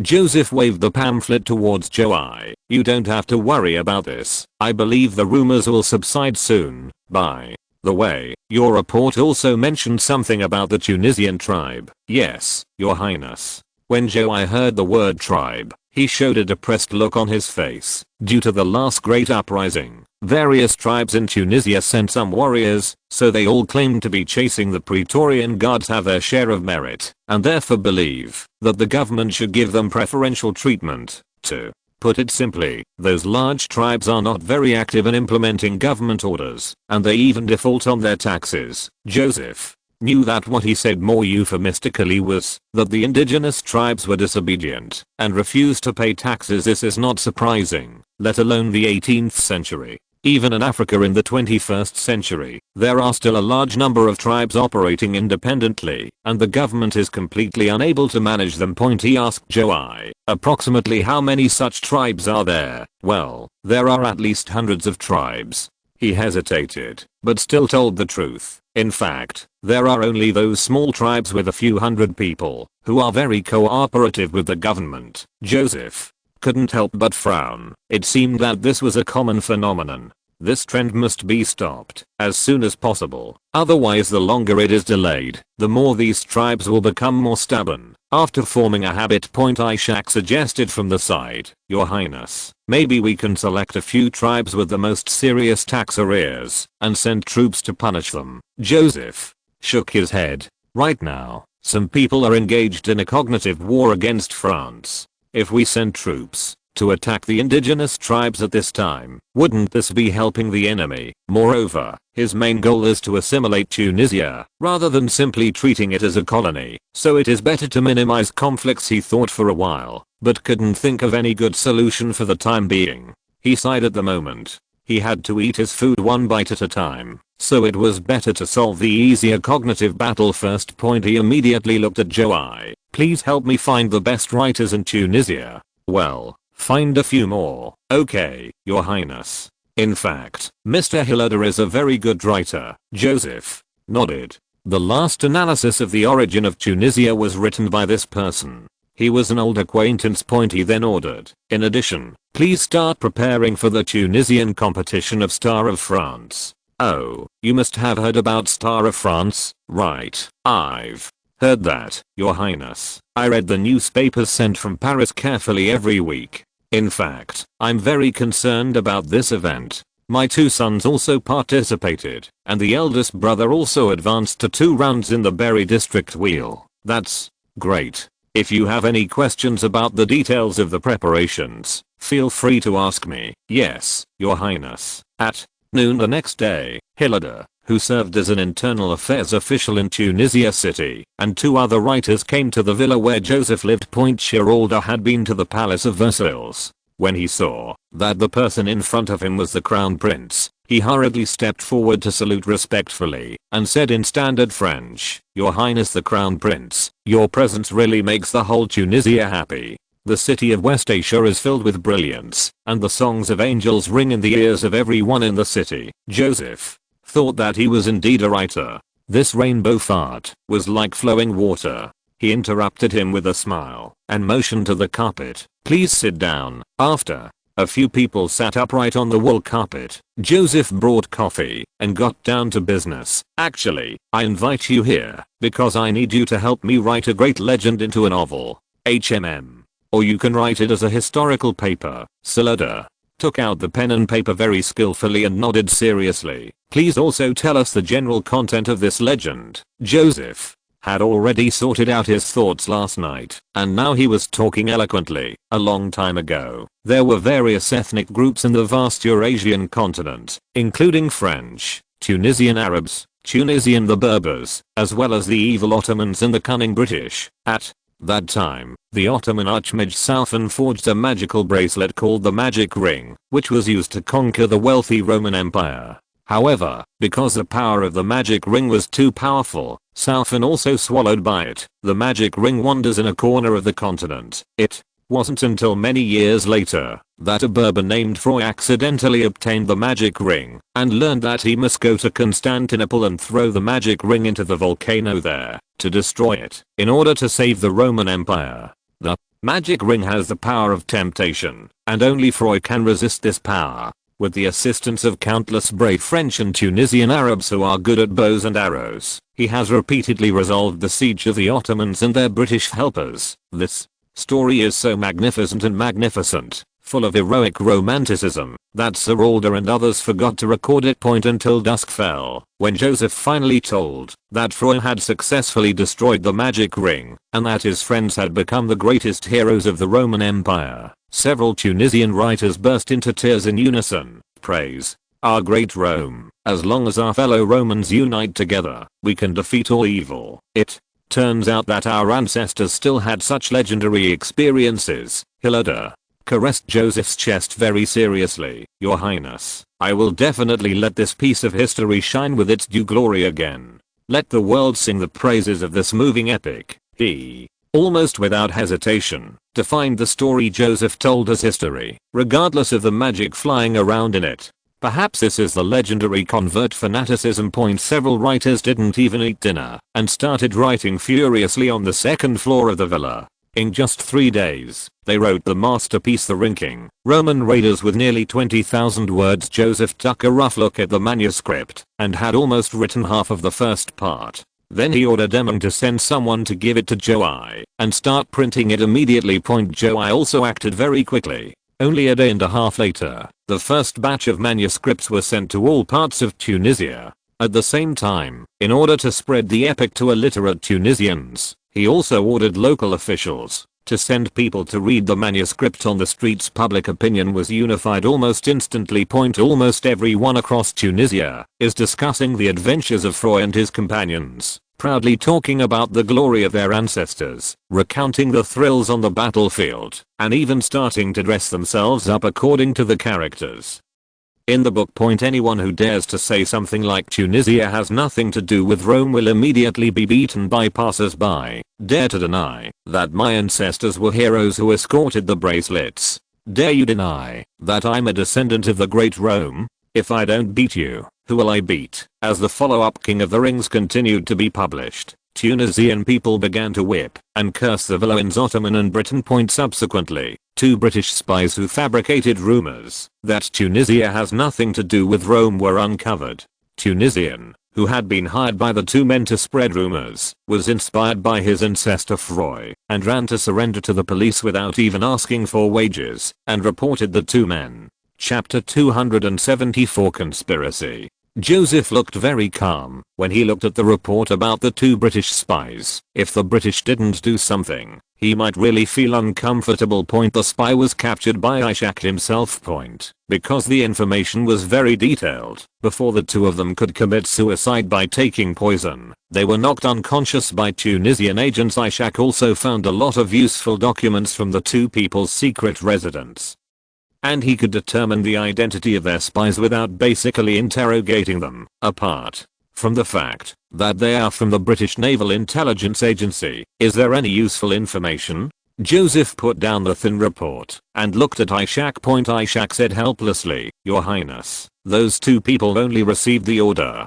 They didn't even know who the officer who gave the order was. Then they were stuffed into a merchant ship and sailed in Tunisia as Italian businessmen. Port landing. Joseph shook his head helplessly. Send them back to Paris and let Talleyrand take them to England. The benefits will be as much as possible. Oh, it would be best to exchange that Jean back. Her Majesty the Queen will be very happy. He knew very well that according to the thickness of the British government's face, even if the evidence was conclusive, they would refuse to admit that this was their own spy. As the protagonist of the diamond necklace case. Note 1. Jean has been hiding in England. Queen Mary will get angry every time she is mentioned. Using 2 spies to make my mother happy and at the same time save France's face is more cost effective than asking for money. Yes, Your Highness. Ishak took the order and left, but returned in less than 10 minutes. He leaned forward with a serious look and said, Your Highness, the information just came from Tripoli. 4 days ago, more than 10,000 Ottoman troops landed in Tripoli and announced that Benjir served as Pasha. Joseph suddenly frowned.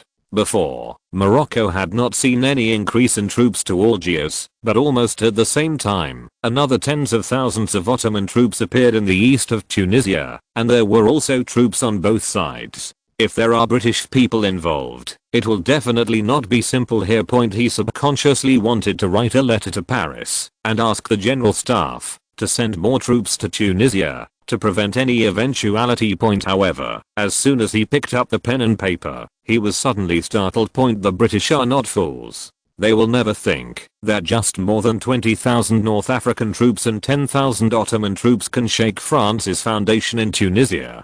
With the combat effectiveness of these troops, France only needs to send an additional 20,000 troops. Soldiers can make Tunisia impregnable.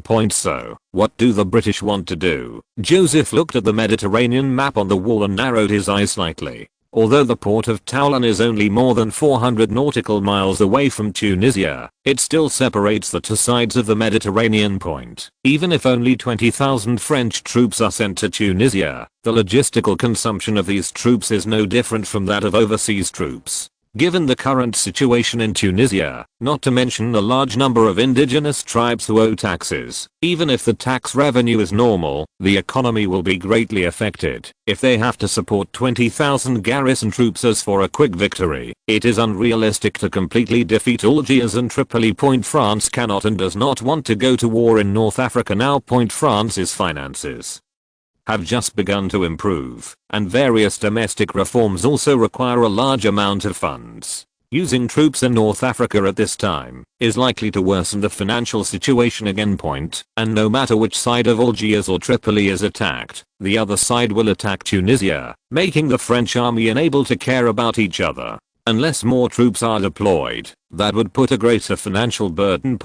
Even if France really defeated these two guys at all costs, it would be difficult to eat it if France only occupies a small area of Tunisia. European countries will not care too much, but if all the two big guys, Algiers and Tripoli, are equivalent to taking most of North Africa into their pockets, their area is far larger than that of France, and they can control most of the trade in the Mediterranean. This is unacceptable to the European powers. At this time, Britain could join forces and ask France to reveal its interests in North Africa, or even directly send a fleet to intervene. The British Parliament may not risk offending Russia and the United States to get into trouble with France over a little bit of Tunisia. But if it were most of North Africa, those British MPs would not hesitate to give Peter the authority to start a war. Today's France is far from being a rival to the British in the Mediterranean. Historically, the warships that the French had been saving for more than 10 years, and combined with the Spanish and Dutch navies, were all destroyed by the British fleet in the Battle of Trafalgar, let alone now. After investing a large amount of troops in North Africa, it is even more unacceptable not to occupy Algiers and Tripoli. There is no way to make up for the huge military expenditures, which will inevitably strain the French finances and intensify domestic conflicts. Therefore, the best situation for France is to maintain a sizable army in Tunisia and waste Tunisia's fiscal revenue. This means that Tunisia has had little output for France for a long time. Joseph tapped his fingers on the table unconsciously. This is a conspiracy by the British. On the west side of Europe, the port of Lisbon. After completing supplies and preparing to pull anchor and set sail, there was a knock on the door of the wardroom on the British third-class battleship Colossus. The voice of Lord Thomas, the new British diplomatic envoy to the Maghreb countries, came from outside the house. Your Majesty, Marquis, there is news just sent from Constantinople. The door is open. Please come in. Lord Thomas entered the cabin and handed a secret report to the British Foreign Secretary, the Marquis of Wellesley. Hamida is critically ill, and their Prime Minister Yusuf does not seem to have any intention of threatening Tunisia. In fact, according to what our informants heard, the Ottomans only wanted to use the Tripoli garrison to threaten the Mamluk officers in Egypt. Note: one diamond necklace case. In 1784, a declining aristocratic lady named Jean learned that Archbishop Rohan wanted to please Queen Mary, so she pretended to be the Queen's maid and used a forged letter from the Queen to deceive Archbishop Rohan and order him to "I believe the Queen is interested in him." Later, he even found a concubine who looked somewhat similar to the Queen, dressed up like the Queen, and met with Eluoang in the dark night to exchange their feelings. After Rohan was convinced, Jean revealed to him that the Queen wanted to buy a diamond necklace worth 2 million livres, but she didn't have enough money on hand. So, without hesitation, Rohan paid the down payment with his own money, bought the necklace, and gave it to Jean to pass it on to the Queen. Jean and her husband immediately dismantled the necklace and sold it. The Queen didn't know about it until the jeweler came to her to make the final payment. Subsequently, all those involved in the crime were arrested. But after Jean was caught, she escaped from the Bastille in 1787 and was sheltered by the British in London. She also wrote a book about the fraud to humiliate the French royal family. Chapter 275: Disintegrating the Aboriginal Tribes. Marquis Wellesley smiled calmly. "Well, this is in line with the habits of the Ottomans," Lord Thomas said anxiously. "But, Lord Marquis, your North African strategy is to form a pincer attack on Tunisia. If the Ottomans don't move." The British Foreign Secretary nodded. "Not only them, the Moroccans are probably just waiting and watching, and they can get our assistance anyway." "How is this okay?" The Marquis of Wellesley motioned for him to calm down. We still have Benjia. Oh, here's a pasha now. He will be happy to go and plunder Tunisia if you give him orders. Benjia was able to successfully launch a coup with a large amount of British assistance. This includes funds, weapons, and British people. Now, at least 30% of Benjia's team are Tripoli officers supported by the British.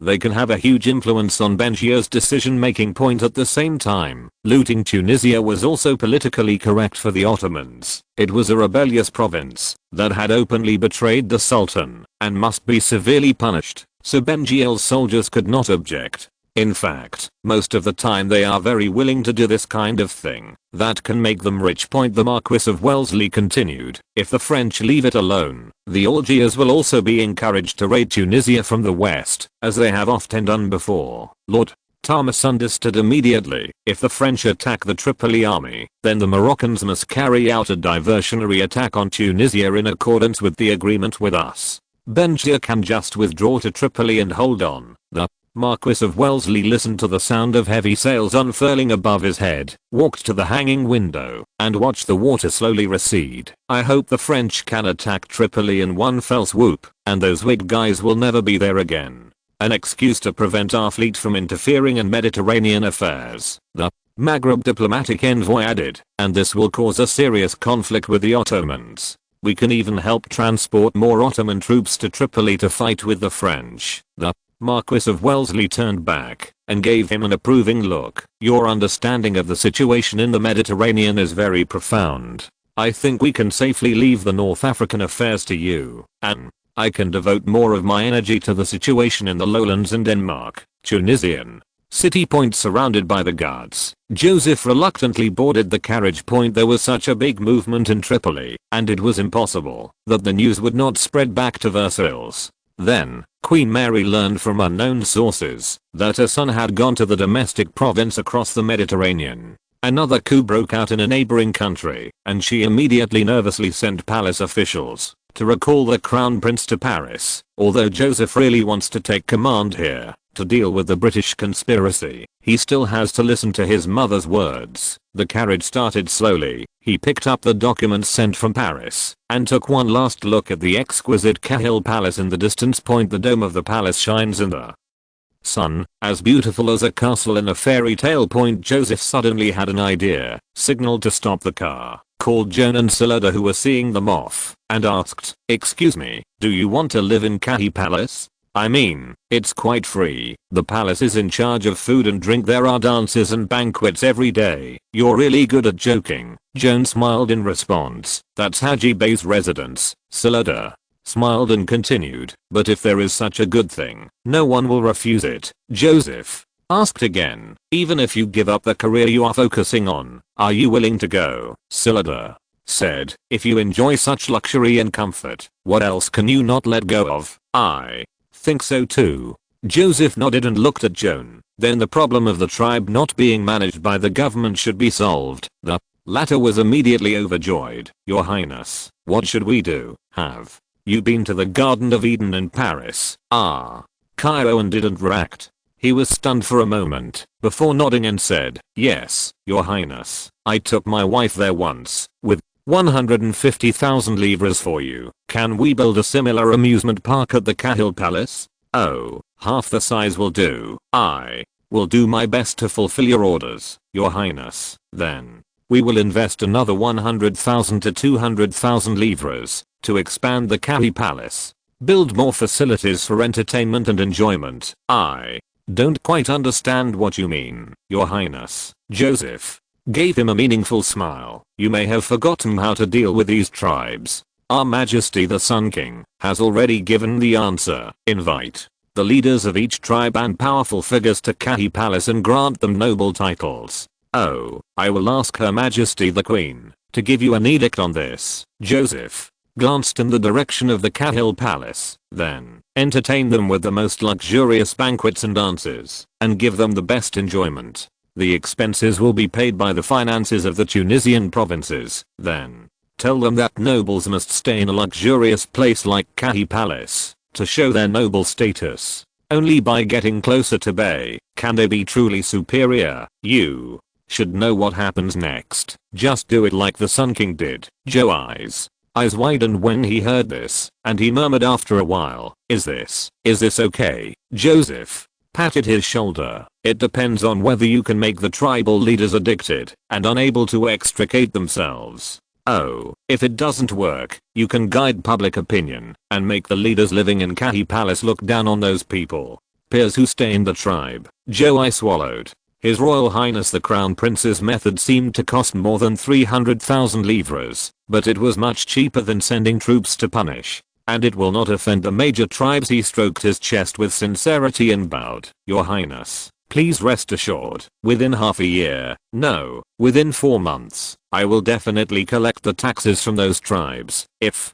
he can't collect taxes when the tribal leader and the main people in power are no longer in the clan, then he will really have no shame in continuing to stay in this position. Eastern Tunisia, Jerba Island.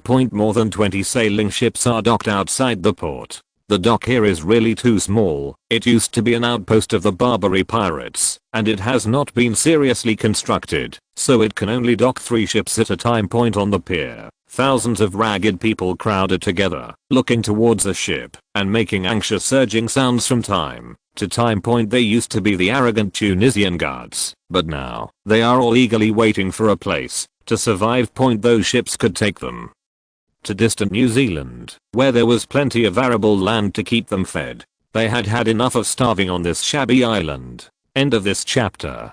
Thank you very much for reaching the end. Don't forget to like. Looking for more exclusive content and immediate access? Subscribe to our Patreon. Remember, every like, subscription, or donation encourages us to continue. Thanks to everyone. See you in the next video.